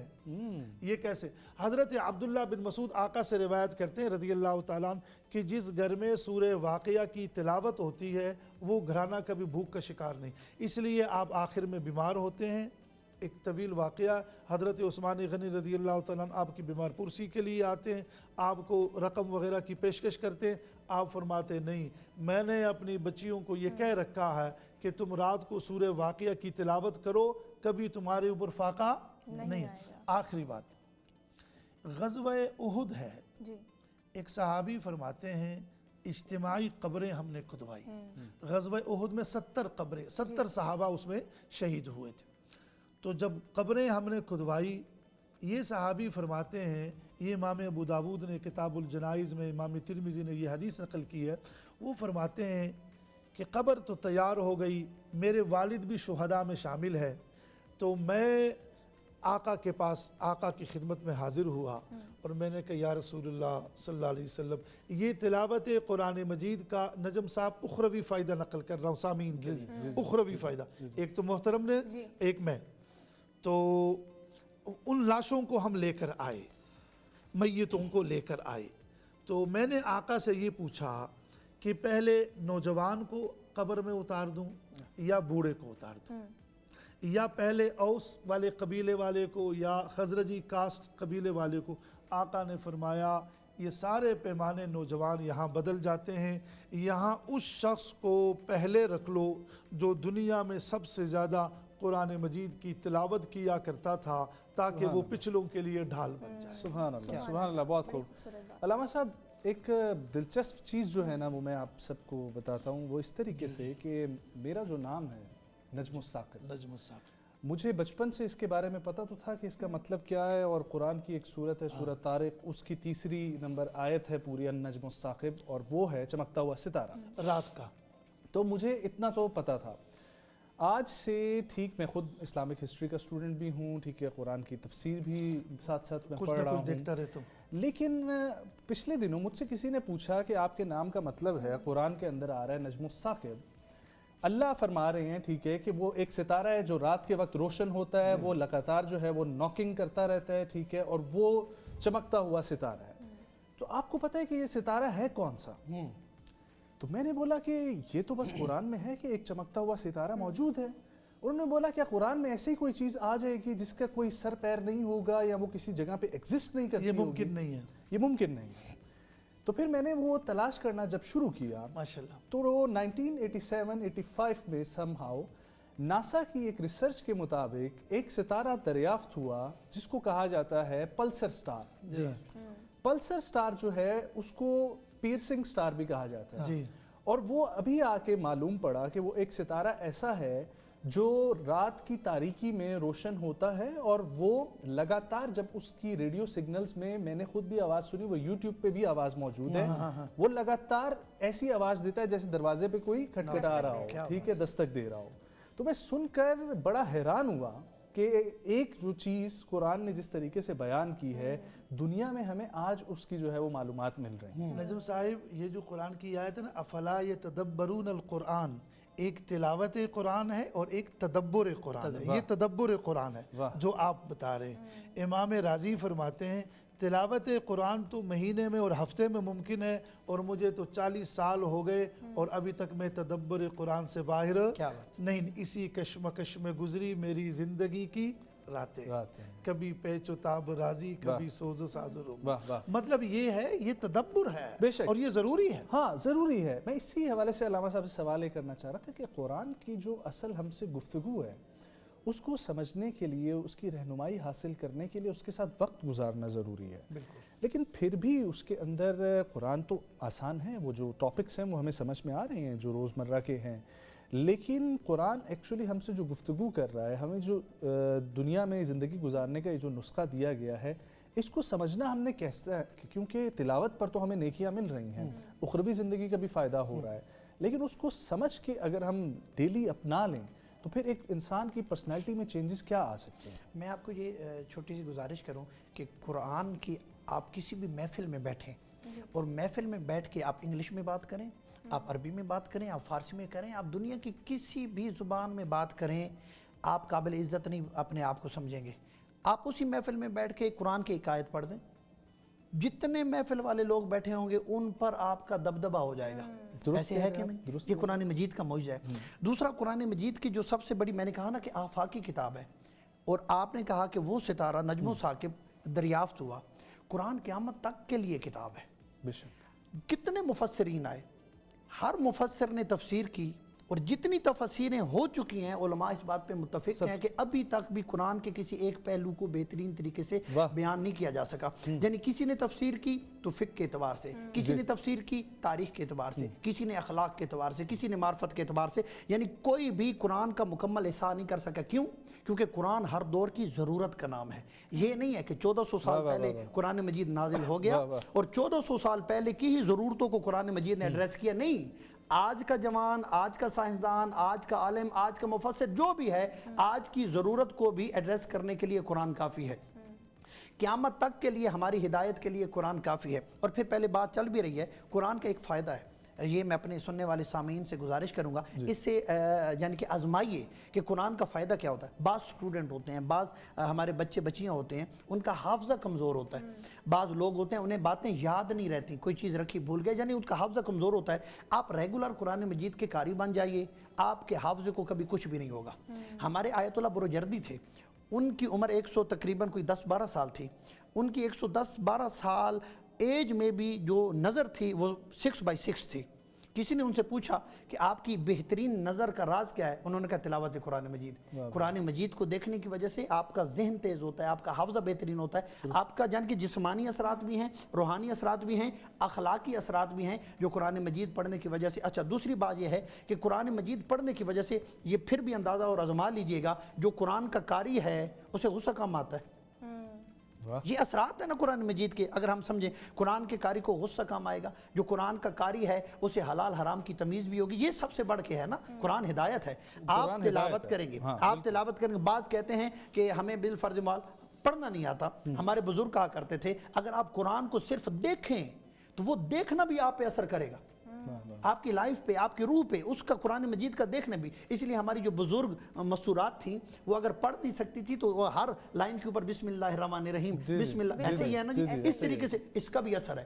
یہ بھی بے فائدہ نہیں ہے۔ اب اگر کوئی کہتا ہے کہ مثال کے طور پہ جو ہے میں ترجمے کے بغیر پڑھتا ہوں تو اس کا بھی فائدہ ہے، اس کا بھی فائدہ ہے، ترجمے کے ساتھ تو بہت زیادہ فائدہ ہو جائے گا کہ آپ کو پتہ چلے گا۔ امیر المومنین کا ایک فرمان ہے کہ جب میرا دل کرے، پہلی نشست میں کل کے پہلی رمضان کی ٹرانسمیشن میں ہم نے یہ بات کی بھی ہے کہ جب میرا دل کرے، امیر المومنین فرماتے ہیں کہ میں اللہ سے باتیں کروں تو میں نماز پڑھتا ہوں، اور جب میرا دل کرے کہ اللہ مجھ سے باتیں کرے تو میں قرآن پڑھتا ہوں۔ تو اللہ تو باتیں کرنے کے لیے تیار ہے، آپ کیجئے نا، اللہ کی سنیے نا، ہاں جی۔ اور اللہ اس میں مثال کے طور پر ہم پتہ نہیں کتنی بیٹھ جاتے ہیں اپنی نشستوں میں اور بیٹھ کے کیا کیا باتیں کرتے ہیں، اور ان باتوں کی وجہ سے ہماری زندگی پہ اثر ہوتا ہے، ہم غلط کاموں میں مبتلا ہو جاتے ہیں۔ اللہ تو تم آپ سے ہر کام غلط جو ہے وہ چھڑوانے کے لیے قرآن کو اس نے نازل کیا ہے۔ بس قرآن سے لو لگائیے، وہی بات جو میں پہلے بھی کر چکا ہوں کہ قرآن سے سلو کر لیجئے، قرآن کو دوست بنا لیجئے اور قرآن کو اپنا رازدار بنا لیجئے۔ بہت خوب، بہت خوب، کہ ہم اس عادت کو اپنائیں۔ بے شک، بے شک جی۔ کچن کی طرف ہم لوگوں نے بڑھنا ہے، غالباً ہمیں کہا جا رہا ہے قرآن کے 2 معنی ہیں، یا تو اس کو اقرا میں لے لے، وہ جو 5 آیات ہیں کہ پڑھیے، یا قرآن قرن سے، قرن زمانے کو بولتے ہیں، یہ ہر زمانے میں آپ ہی کا مقتدا۔ بہت خوب، بہت خوب جی۔ خواتین و حضرات، کچن کا سیگمنٹ کا وقت ہوا چاہتا ہے، ذرا یہ بھی دیکھ لیں کہ آج افطار میں ہم لوگ کیا کھانے والے ہیں اور کیا پکا۔ بالکل ایسا ہی ہے، اور افطار کا وقت قریب آ رہا ہے۔ شیف عائشہ آج ہمارے لیے کچھ مختلف ڈشز لے کر آئی ہیں، شیف عائشہ کی جانب بڑھتے ہیں۔ السلام علیکم عائشہ، کیا بنا رہی ہیں آج آپ؟ وعلیکم السلام ایمان، امید کرتی ہوں آپ سب بہت خیریت سے ہوں گے، دوسرا روزہ سب کو بہت بہت مبارک ہو۔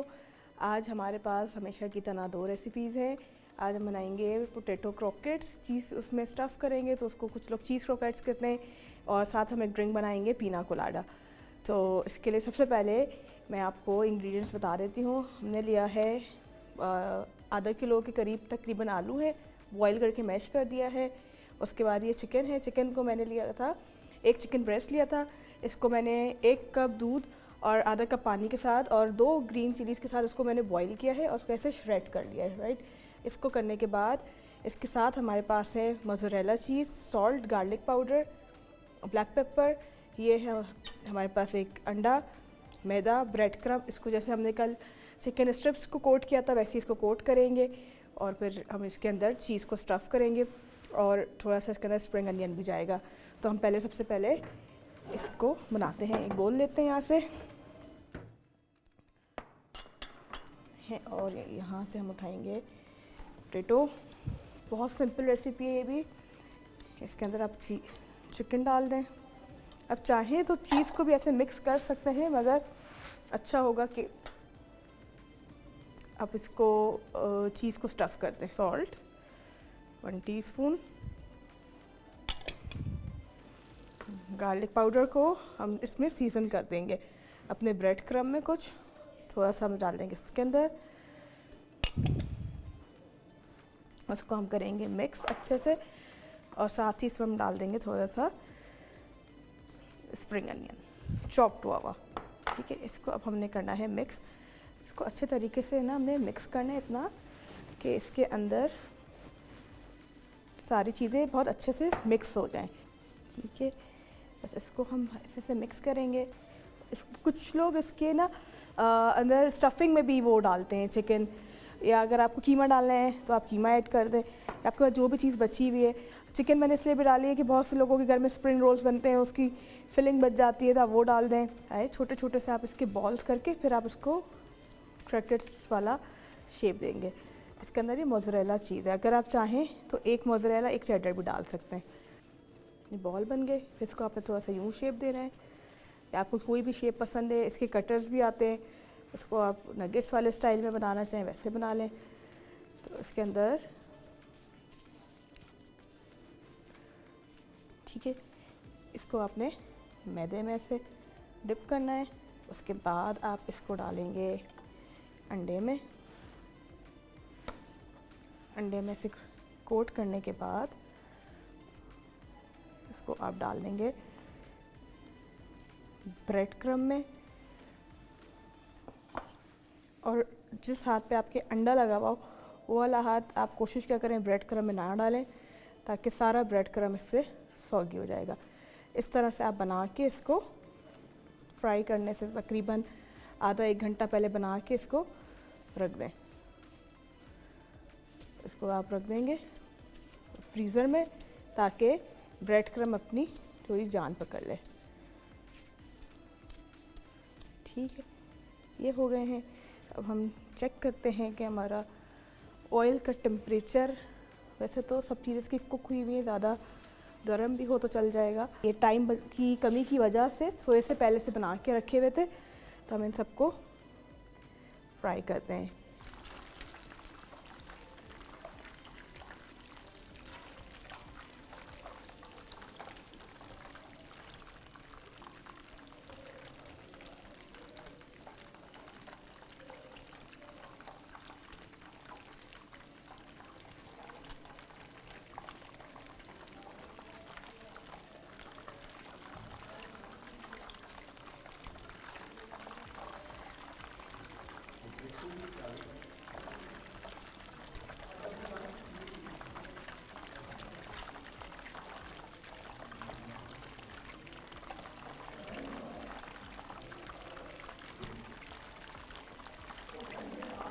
क्रॉकर्स जो है फ्राई की हैं उतना कि बस वो नाइसली क्रिस्पी हो जाए और गोल्डन ब्राउन कर दें इसको। उसके बाद हम बनाते हैं अपनी दूसरी रेसिपी आज की, जो कि है एक ड्रिंक की, पीना कोलाडा। आज का हमारा ये खूबसूरत सेट आप देख रहे हैं, इसको स्पॉन्सर किया है शाज़ी किचन्स एंड इंटीरियर्स ने। हम बनाएंगे आज की दूसरी रेसिपी मिंट कोलाडा, और पोटैटो क्रॉकेट्स हम बना चुके हैं। और इसके अंदर अब हम डालेंगे सबसे पहले, ये बहुत रिफ़्रेशिंग है, बहुत हेल्दी है। कुछ लोग इसको कोकोनट पाउडर से बनाते हैं, मैं इस पर कोकोनट मिल्क था मेरे पास,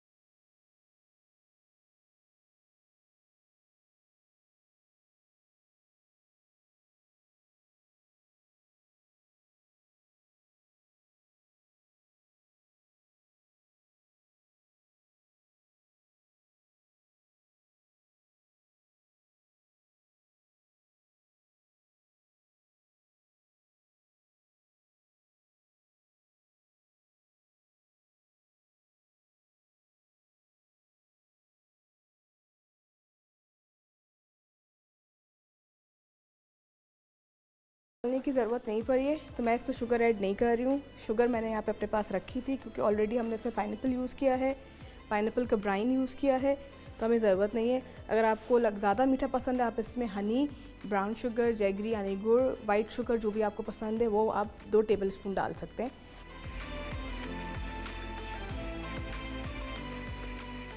ग्लास लेंगे,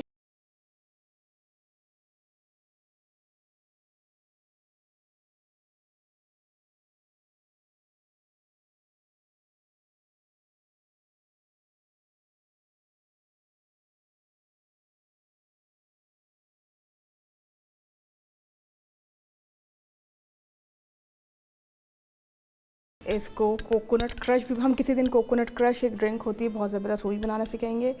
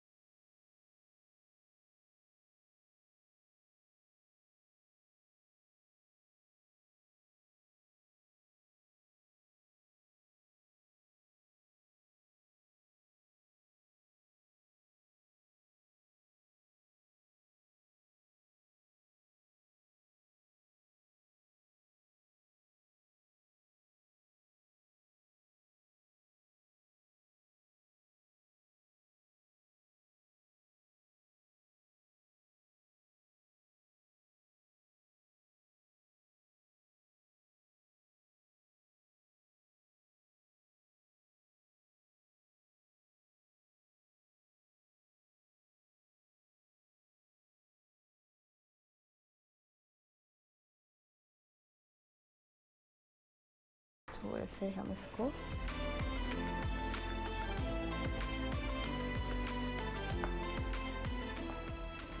तो ये भी हमारी आज की दोनों रेसिपीज़ रेडी हैं। Mint colada and cheese croquettes, potato croquettes. सो मैं उम्मीद करती हूँ कि आपको आज का भी शो हमारा बहुत पसंद आया होगा। ऑलराइट जी, क्या बात है। सो हम लोग ज़रूर इसके बाद जो है ना वो ट्राई करते हैं। वक्फे की जानिब हम लोगों ने बढ़ना है। वक्फे से जब वापस आएंगे तो चंद सवालात हमारे साथ मौजूद होंगे जो हमारे मुंतज़िर हैं, हमारे नाज़रीन ने हमारे लिए भेजे हैं। फुरकान रमज़ान का सिलसिला जारी हो सारी है। एक छोटा सा वक्फा हमारे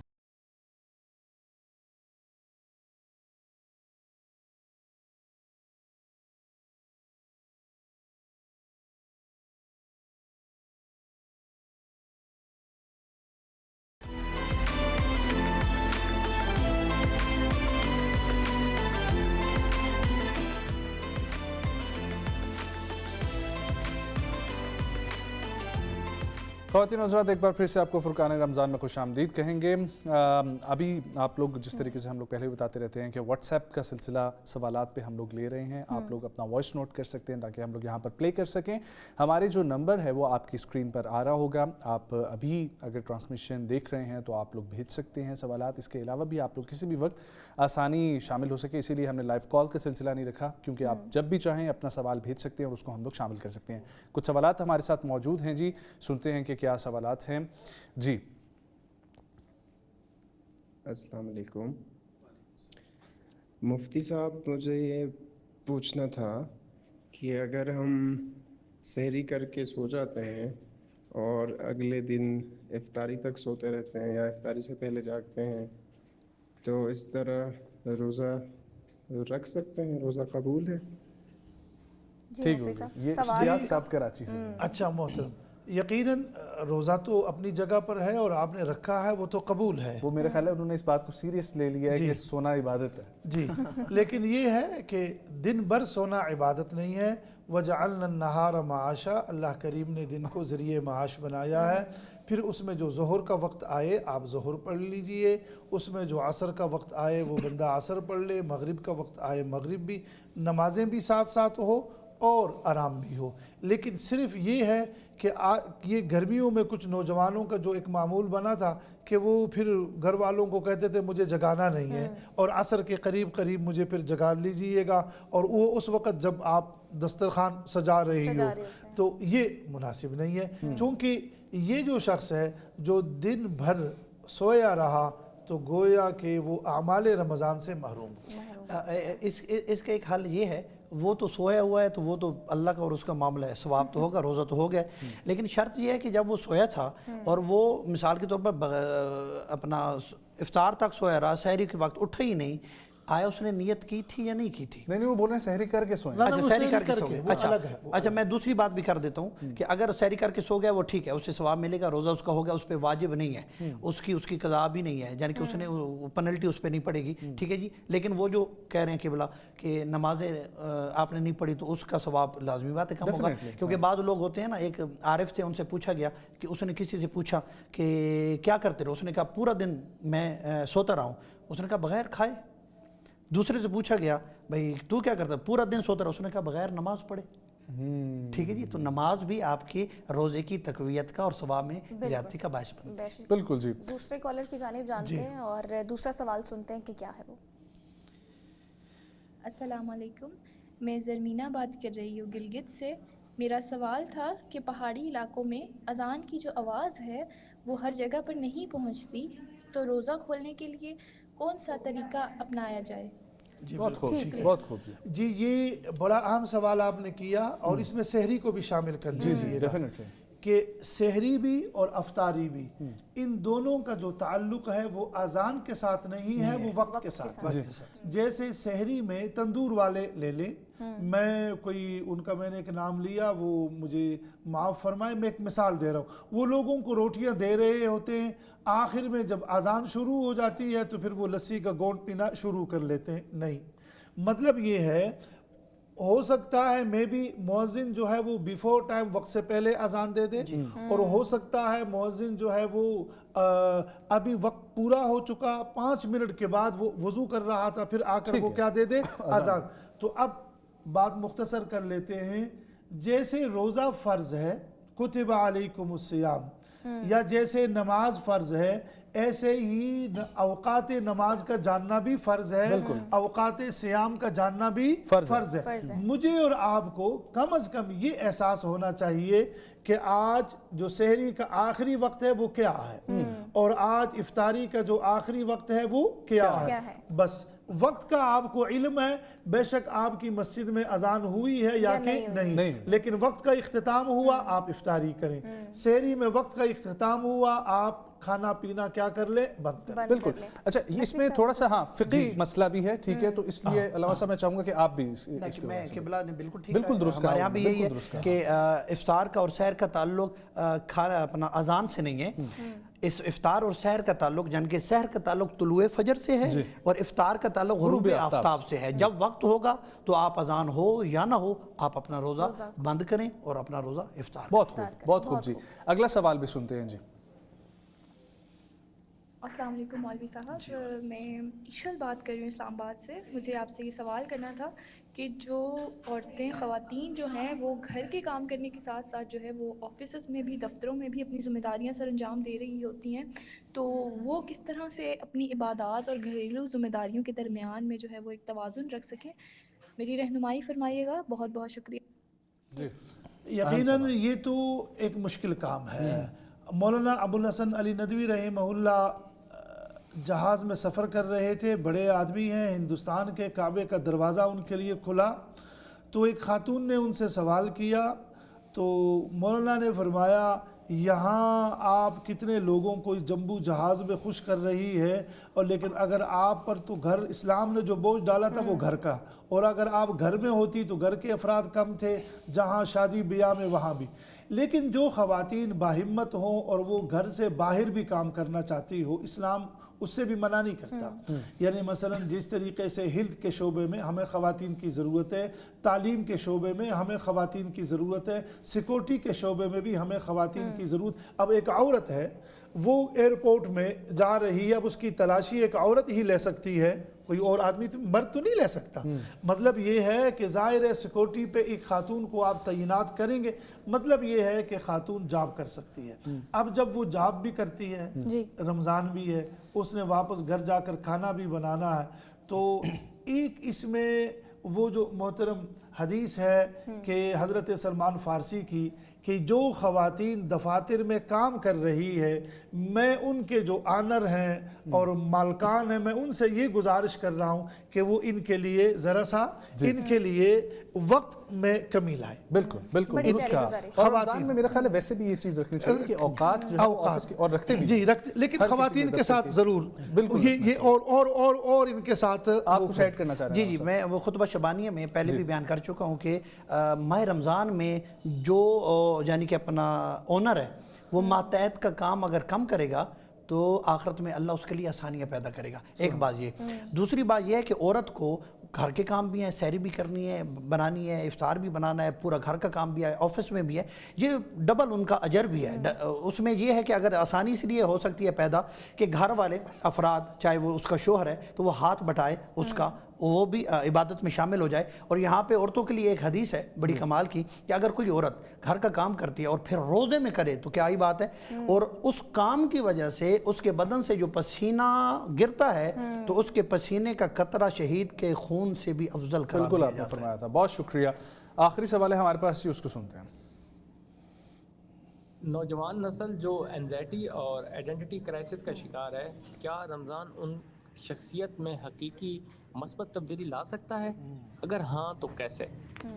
ضرور. رمضان یقیناً ایک سکون کا نام ہے.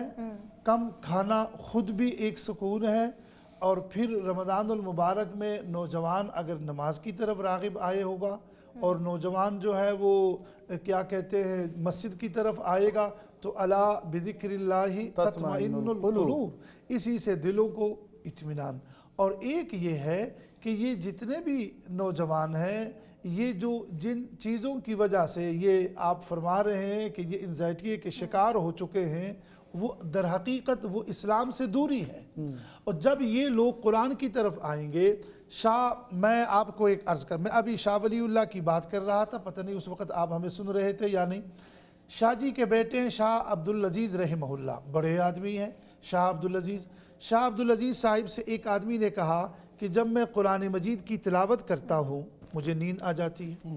ہم علامہ صاحب ہم لوگوں کو دیکھتے ہیں جمعے میں ہمارے آگے لوگ بیٹھے ہوتے ہیں, سو رہے ہوتے ہیں, ہمیں خطرہ ہوتا ہے کہ ان کا وضو ٹوٹ نہ جائے. اچھا وہ قرآن آپ پڑھ رہے ہیں یا مائیں بہنیں قرآن پڑھ رہی ہوتی ہے ان کو نیند آ جاتی ہے. اس شخص نے یہ کہا, سوال دیکھیے, اس نے کہا جب میں قرآن مجید کی تلاوت کرتا ہوں مجھے نیند آتی ہے, اور جب میں کسی اور محفل میں بیٹھتا ہوں گانا بجانا تو اس میں مجھے نیند نہیں آتی, بے شک مجھے صبح تک ارلی مارننگ تک بٹھایا جائے. شاہ جی نے بڑا پیارا جواب دیا, بڑے بڑے ہوتے. شاہ جی نے فرمایا جب آپ قرآن کی تلاوت کرتے ہیں اور آپ کو نیند آتی ہے یہ حقیقت میں وہ پلنگ ہے جس پر پھول بچھے ہوئے ہیں, جس پر خوشبو ہے, نرم بستر ہے. اور جب آپ اس محفل میں ہو اور آپ کو جو نیند نہیں آتی وہ کانٹے دار پلنگ ہے, وہ کانٹے دار سریر چارپائی ہے, وہاں آپ کو نیند کیسے آئے گی؟ کیسے آئے گی؟ صحیح بات ہے, صحیح بات ہے. اچھا حضرات, ہمارے پاس سوالوں کا سلسلہ تو ختم ہو گیا, لیکن آپ لوگ جو ہے وہ اپنے سوالات بھیج سکتے ہیں تھرو واٹس ایپ. ہمارے نمبر آپ لوگوں کے سامنے موجود ہے.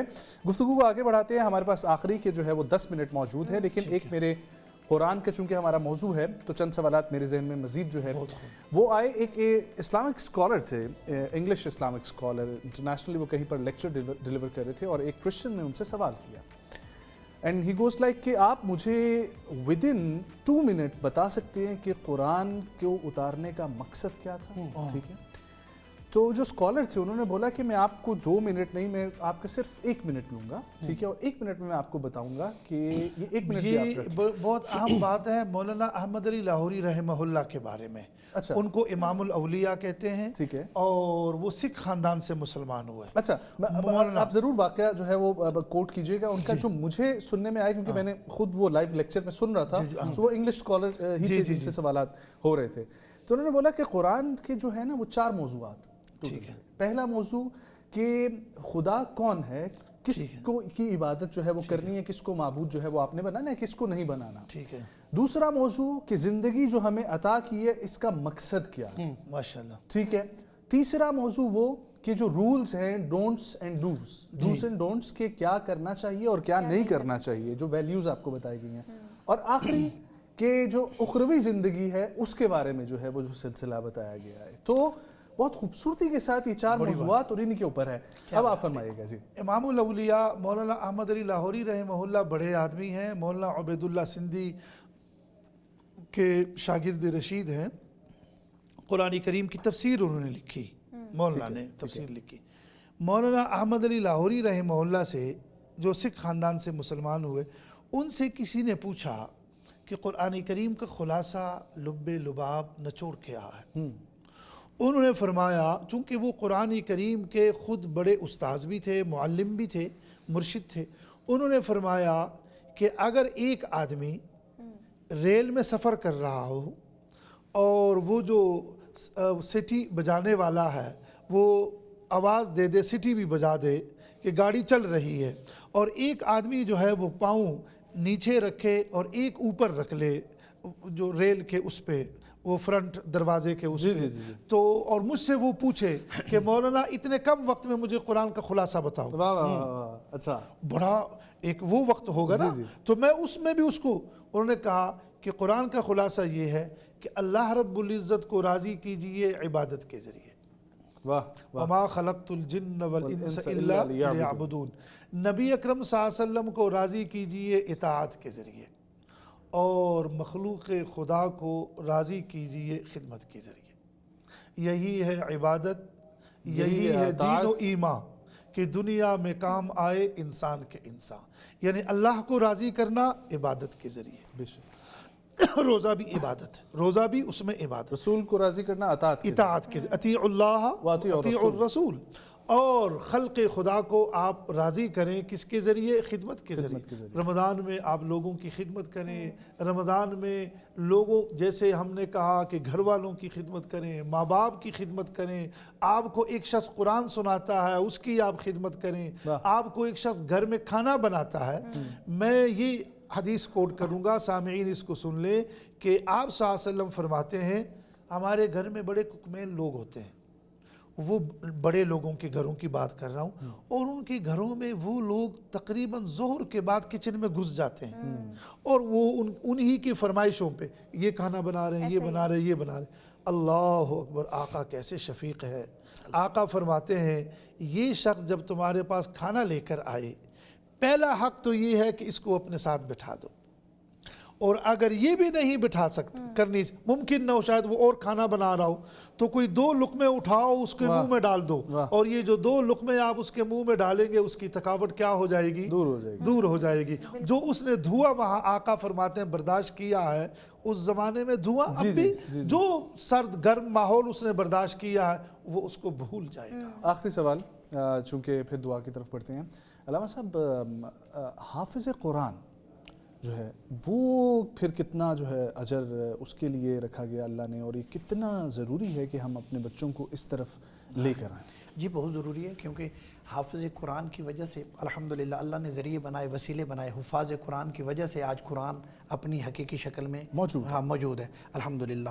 اور دوسرا یہ ہے کہ اگر اجر و ثواب کے حوالے سے، تو حافظ قرآن کو اللہ قیامت کے میدان میں شفاعت کا حق دے گا. وہ لوگوں کی شفاعت کر سکے گا، اور جس کی چاہے گا اس کی شفاعت کر کے اپنے آپ کو جنت میں لے جائے گا. یہ حافظ قرآن کو اللہ اجر عطا فرمائے گا قیامت کے میدان میں. دوسری پہلے بات ہو رہی تھی، میں اس میں ایک بات ایڈ کرنا چاہوں گا، وہ یہ ہے کہ قرآن مجید جیسے آپ نے کہا کہ 4 موضوع ہیں. باقی مفسرین کی اگر تفسیر آپ جائیں تو قرآن مجید جو ہمیں درس دیتا ہے نا، وہ امید کا دیتا ہے، وہ مایوسی کا نہیں دیتا.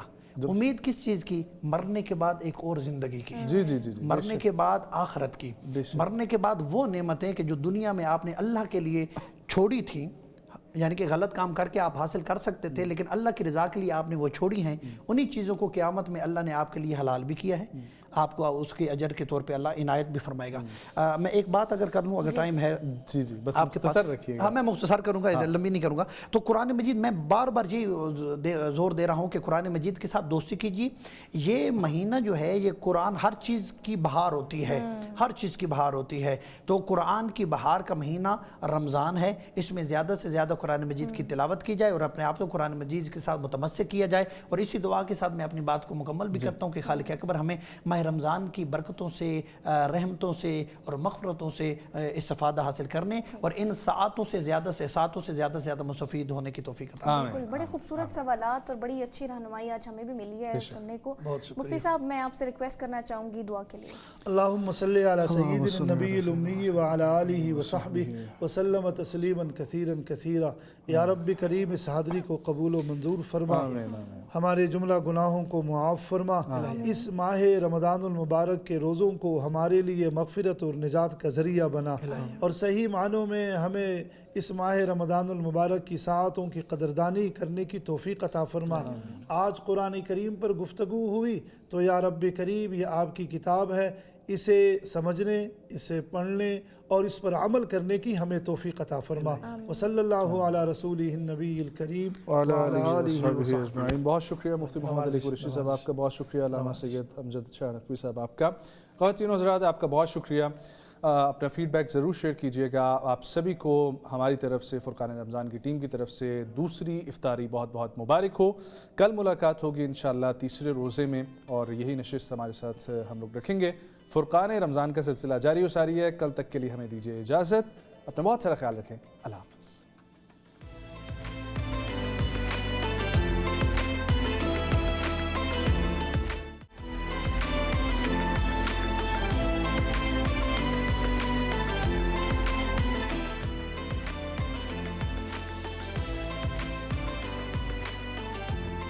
ख़वातीन हज़रात, एक बार फिर से आपको फ़ुरक़ान रमज़ान में खुश आमदीद कहेंगे।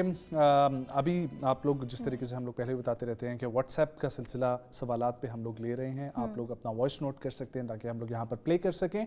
हमारे जो नंबर है वो आपकी स्क्रीन पर आ रहा होगा। आप अभी अगर ट्रांसमिशन देख रहे हैं तो आप लोग भेज सकते हैं सवालात। इसके अलावा भी आप लोग किसी भी वक्त आसानी शामिल हो सके, इसीलिए हमने लाइव कॉल का सिलसिला नहीं रखा, क्योंकि आप जब भी चाहें अपना सवाल भेज सकते हैं और उसको हम लोग शामिल कर सकते हैं। कुछ सवालात हमारे साथ मौजूद हैं जी, सुनते हैं कि क्या सवालात हैं जी। अस्सलाम वालेकुम मुफ्ती साहब, मुझे ये पूछना था कि अगर हम सहरी करके सो जाते हैं और अगले दिन इफ्तारी तक सोते रहते हैं या इफ्तारी से पहले जागते हैं, तो इस तरह रोज़ा रख सकते हैं? रोज़ा कबूल है? ठीक है, ये इश्तियाक साहब कराची से। अच्छा मोहतरम, यकीनन रोज़ा तो अपनी जगह पर है और आपने रखा है, वो तो कबूल है। वो मेरे ख्याल है उन्होंने इस बात को सीरियस ले लिया है कि सोना इबादत है जी। लेकिन ये है कि दिन भर सोना इबादत नहीं है। वजअलना नहार माशा, अल्लाह करीम ने दिन को ज़रिए माश बनाया है। फिर उसमें जो ज़ोहर का वक्त आए आप ज़ोहर पढ़ लीजिए, उसमें जो असर का वक्त आए वो बंदा असर पढ़ ले, मगरिब का वक्त आए मगरिब भी, नमाजें भी साथ साथ हो और आराम भी हो। लेकिन सिर्फ ये है कि ये गर्मियों में कुछ नौजवानों का जो एक मामूल बना था कि वो फिर घर वालों को कहते थे मुझे जगाना नहीं है और असर के करीब करीब मुझे फिर जगा लीजिएगा, और वो उस वक़्त जब आप दस्तरखान सजा रही हो, तो ये मुनासिब नहीं है। क्योंकि ये जो शख्स है जो दिन भर सोया रहा तो गोया कि वो आमाल रमज़ान से महरूम। इसका एक हल ये है, वो तो सोया हुआ है तो वो तो अल्लाह का और उसका मामला है, सवाब तो होगा, रोज़ा तो हो गया। लेकिन शर्त ये है कि जब वो सोया था और वो मिसाल के तौर पर अपना इफ्तार तक सोया रहा, सहरी के वक्त उठा ही नहीं, आया उसने नियत की थी या नहीं की थी? नहीं, वो बोल रहे हैं सहरी करके सोए। अच्छा, सहरी करके सो गए।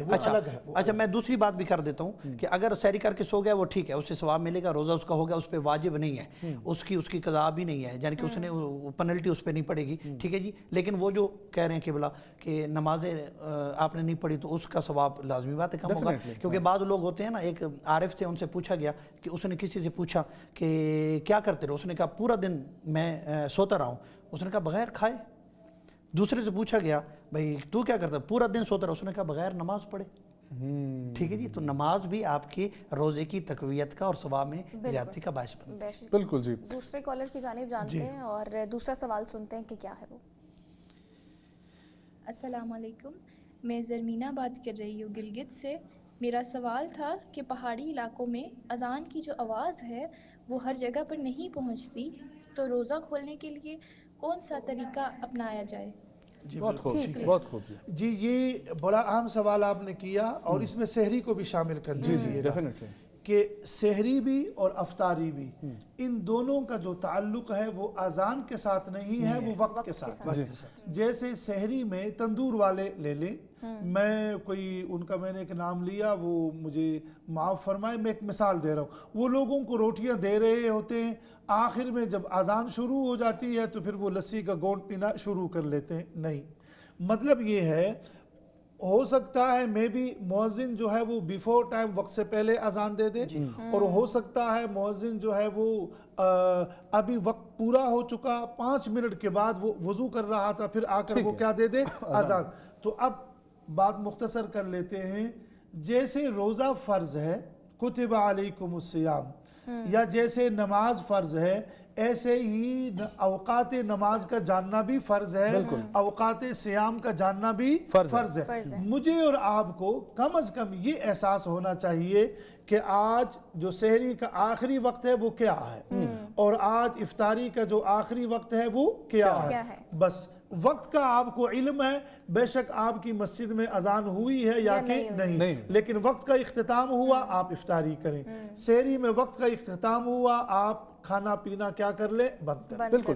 اچھا، اس میں تھوڑا سا فقہی مسئلہ بھی ہے، ٹھیک ہے، تو اس لیے علامہ صاحب میں چاہوں گا کہ آپ بھی میں قبلہ نے بالکل ٹھیک بالکل درست کہا، ہمارے یہاں بھی یہی ہے کہ افطار کا اور سحر کا تعلق کھانا اپنا اذان سے نہیں ہے، اس افطار اور سحر کا تعلق، یعنی کہ سحر کا تعلق طلوع فجر سے ہے اور افطار کا تعلق غروب آفتاب سے ہے۔ جب وقت ہوگا تو آپ اذان ہو یا نہ ہو آپ اپنا روزہ بند کریں اور اپنا روزہ افطار۔ بہت خوب جی، اگلا سوال بھی سنتے ہیں جی۔ السلام علیکم مولوی صاحب، میں ایشل بات کر رہی ہوں اسلام آباد سے۔ مجھے آپ سے یہ سوال کرنا تھا کہ جو عورتیں، خواتین جو ہیں وہ گھر کے کام کرنے کے ساتھ ساتھ جو ہے وہ آفیسز میں بھی، دفتروں میں بھی اپنی ذمہ داریاں سر انجام دے رہی ہوتی ہیں، تو وہ کس طرح سے اپنی عبادات اور گھریلو ذمہ داریوں کے درمیان میں جو ہے وہ ایک توازن رکھ سکیں، میری رہنمائی فرمائیے گا، بہت بہت شکریہ۔ یقیناً یہ تو ایک مشکل کام ہے۔ مولانا ابو الحسن علی ندوی رحمہ اللہ جہاز میں سفر کر رہے تھے، بڑے آدمی ہیں، ہندوستان کے کعبے کا دروازہ ان کے لیے کھلا، تو ایک خاتون نے ان سے سوال کیا، تو مولانا نے فرمایا یہاں آپ کتنے لوگوں کو اس جمبو جہاز میں خوش کر رہی ہے، اور لیکن اگر آپ پر تو گھر، اسلام نے جو بوجھ ڈالا تھا وہ گھر کا، اور اگر آپ گھر میں ہوتی تو گھر کے افراد کم تھے، جہاں شادی بیاہ میں وہاں بھی، لیکن جو خواتین باہمت ہوں اور وہ گھر سے باہر بھی کام کرنا چاہتی ہو، اسلام اس سے بھی منع نہیں کرتا۔ یعنی مثلا جس طریقے سے ہیلتھ کے شعبے میں ہمیں خواتین کی ضرورت ہے، تعلیم کے شعبے میں ہمیں خواتین کی ضرورت ہے، سیکورٹی کے شعبے میں بھی ہمیں خواتین کی ضرورت۔ اب ایک عورت ہے وہ ایئرپورٹ میں جا رہی ہے، اب اس کی تلاشی ایک عورت ہی لے سکتی ہے، کوئی اور آدمی تو مرد تو نہیں لے سکتا۔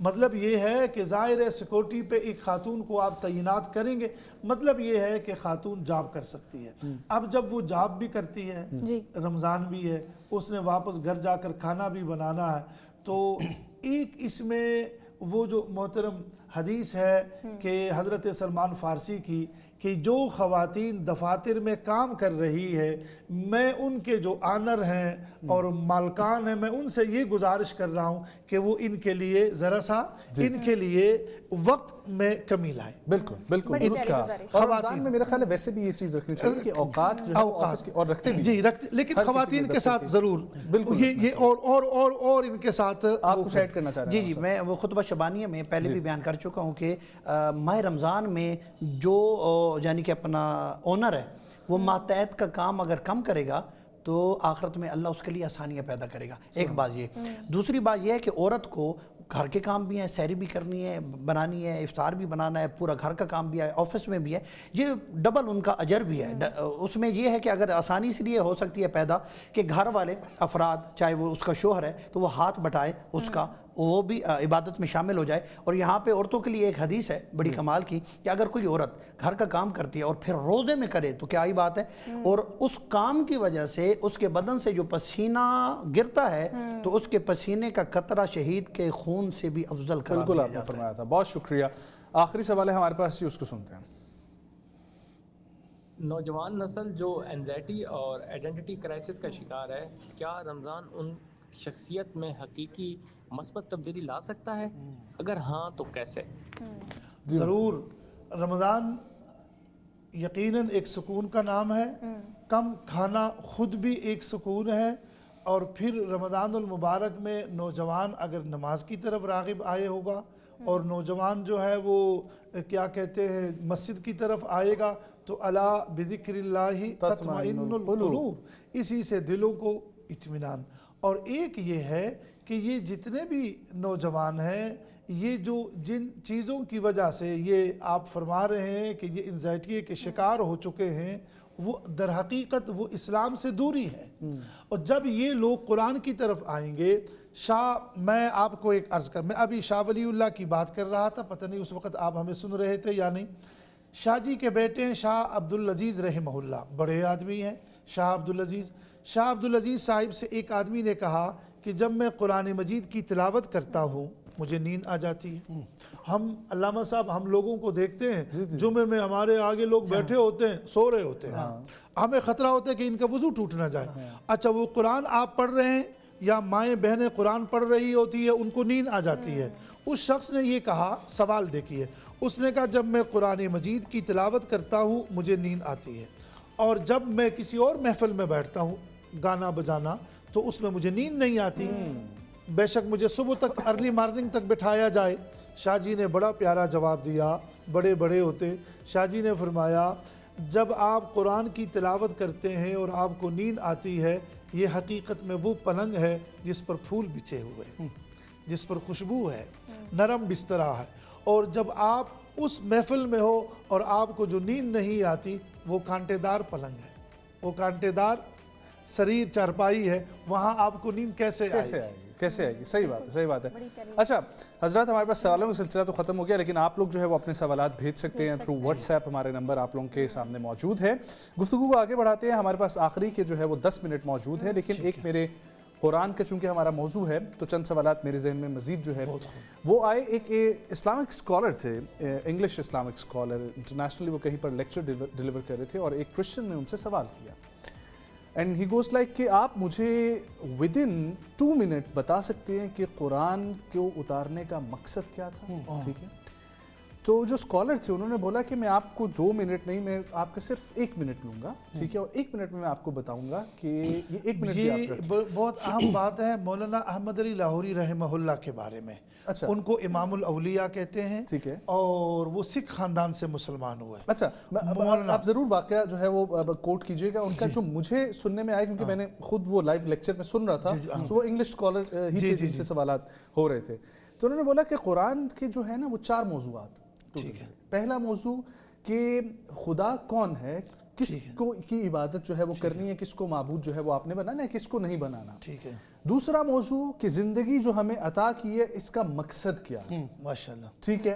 तीसरा मौजू वो कि जो रूल्स हैं, don'ts and dos and don'ts के क्या करना चाहिए और क्या नहीं करना चाहिए, जो वैल्यूज़ आपको बताई गई हैं।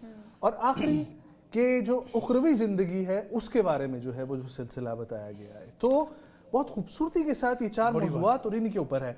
अब आप फरमाइएगा जी। इमामुल अवलिया मौलाना अहमद अली लाहौरी रहमहुल्लाह बड़े आदमी हैं, मौलाना उबैदुल्लाह सिंधी के शागिर्द रशीद हैं। कुरान करीम की तफसीर उन्होंने लिखी, मौलाना ने तफसीर लिखी। मौलाना अहमद अली लाहौरी रहमहुल्लाह से जो सिख ख़ानदान से मुसलमान हुए, उनसे किसी ने पूछा कि कुरान करीम का खुलासा लुब्बे लुबाब निचोड़ क्या है। उन्होंने फरमाया, चूँकि वो कुरान करीम के ख़ुद बड़े उस्ताद भी थे, मुअल्लिम भी थे, मुर्शिद थे, उन्होंने फरमाया कि अगर एक आदमी रेल में सफ़र कर रहा हो और वो जो सिटी बजाने वाला है वो आवाज़ दे दे, सिटी भी बजा दे कि गाड़ी चल रही है, और एक आदमी जो है वो पाँव नीचे रखे और एक ऊपर रख ले जो रेल के उस पे, वो फ्रंट दरवाजे के उस पे, तो और मुझसे वो पूछे कि मौलाना इतने कम वक्त में मुझे कुरान का खुलासा बताओ। अच्छा, बड़ा एक वो वक्त होगा ना, तो मैं उसमें भी उसको, उन्होंने कहा कि कुरान का खुलासा ये है कि अल्लाह रब्बुल इज़्ज़त को राज़ी कीजिए इबादत के ज़रिए। वमा खलक़तुल जिन्न वल इंस इल्ला लियअबुदून। नबी अकरम सल्लल्लाहु अलैहि वसल्लम को राज़ी कीजिए इताअत के ज़रिए, और मखलूक़ खुदा को राज़ी कीजिए खिदमत के ज़रिए। यही है इबादत, यही है दीन व ईमान, کہ دنیا میں کام آئے انسان کے انسان، یعنی اللہ کو راضی کرنا عبادت کے ذریعے۔ روزہ بھی عبادت ہے، روزہ بھی اس میں عبادت، رسول کو راضی کرنا اطاعت کے، اطیعوا اللہ واطیعوا الرسول، اور خلق خدا کو آپ راضی کریں کس کے ذریعے؟ خدمت کے ذریعے۔ رمضان میں آپ لوگوں کی خدمت کریں، رمضان میں لوگوں، جیسے ہم نے کہا کہ گھر والوں کی خدمت کریں، ماں باپ کی خدمت کریں، آپ کو ایک شخص قرآن سناتا ہے اس کی آپ خدمت کریں، آپ کو ایک شخص گھر میں کھانا بناتا ہے۔ میں یہ حدیث کوٹ کروں گا، سامعین اس کو سن لیں، کہ آپ صلی اللہ علیہ وسلم فرماتے ہیں ہمارے گھر میں بڑے ککمیل لوگ ہوتے ہیں، وہ بڑے لوگوں کے گھروں کی بات کر رہا ہوں، اور ان کے گھروں میں وہ لوگ تقریباً ظہر کے بعد کچن میں گھس جاتے ہیں، اور وہ انہی کی فرمائشوں پہ یہ کھانا بنا رہے ہیں، یہ بنا رہے ہیں، یہ بنا رہے ہیں۔ اللہ اکبر، آقا کیسے شفیق ہے۔ آقا فرماتے ہیں یہ شخص جب تمہارے پاس کھانا لے کر آئے، پہلا حق تو یہ ہے کہ اس کو اپنے ساتھ بٹھا دو، اور اگر یہ بھی نہیں بٹھا سکتے، کرنی ممکن نہ ہو، شاید وہ اور کھانا بنا رہا ہو، تو کوئی 2 لقمے اٹھاؤ اس کے منہ میں ڈال دو، اور یہ جو 2 لقمے آپ اس کے منہ میں ڈالیں گے اس کی تھکاوٹ کیا ہو جائے گی؟ دور ہو جائے گی۔ جو اس نے دھواں وہاں آقا فرماتے ہیں برداشت کیا ہے، اس زمانے میں دھواں، اب بھی جو سرد گرم ماحول اس نے برداشت کیا ہے وہ اس کو بھول جائے گا۔ آخری سوال، چونکہ پھر دعا کی طرف بڑھتے ہیں، علامہ صاحب، حافظ قرآن جو ہے وہ پھر کتنا جو ہے اجر اس کے لیے رکھا گیا اللہ نے، اور یہ کتنا ضروری ہے کہ ہم اپنے بچوں کو اس طرف لے کر آئیں؟ جی بہت ضروری ہے، کیونکہ حافظ قرآن کی وجہ سے الحمدللہ اللہ نے ذریعے بنائے، وسیلے بنائے، حفاظ قرآن کی وجہ سے آج قرآن اپنی حقیقی شکل میں موجود ہے الحمدللہ۔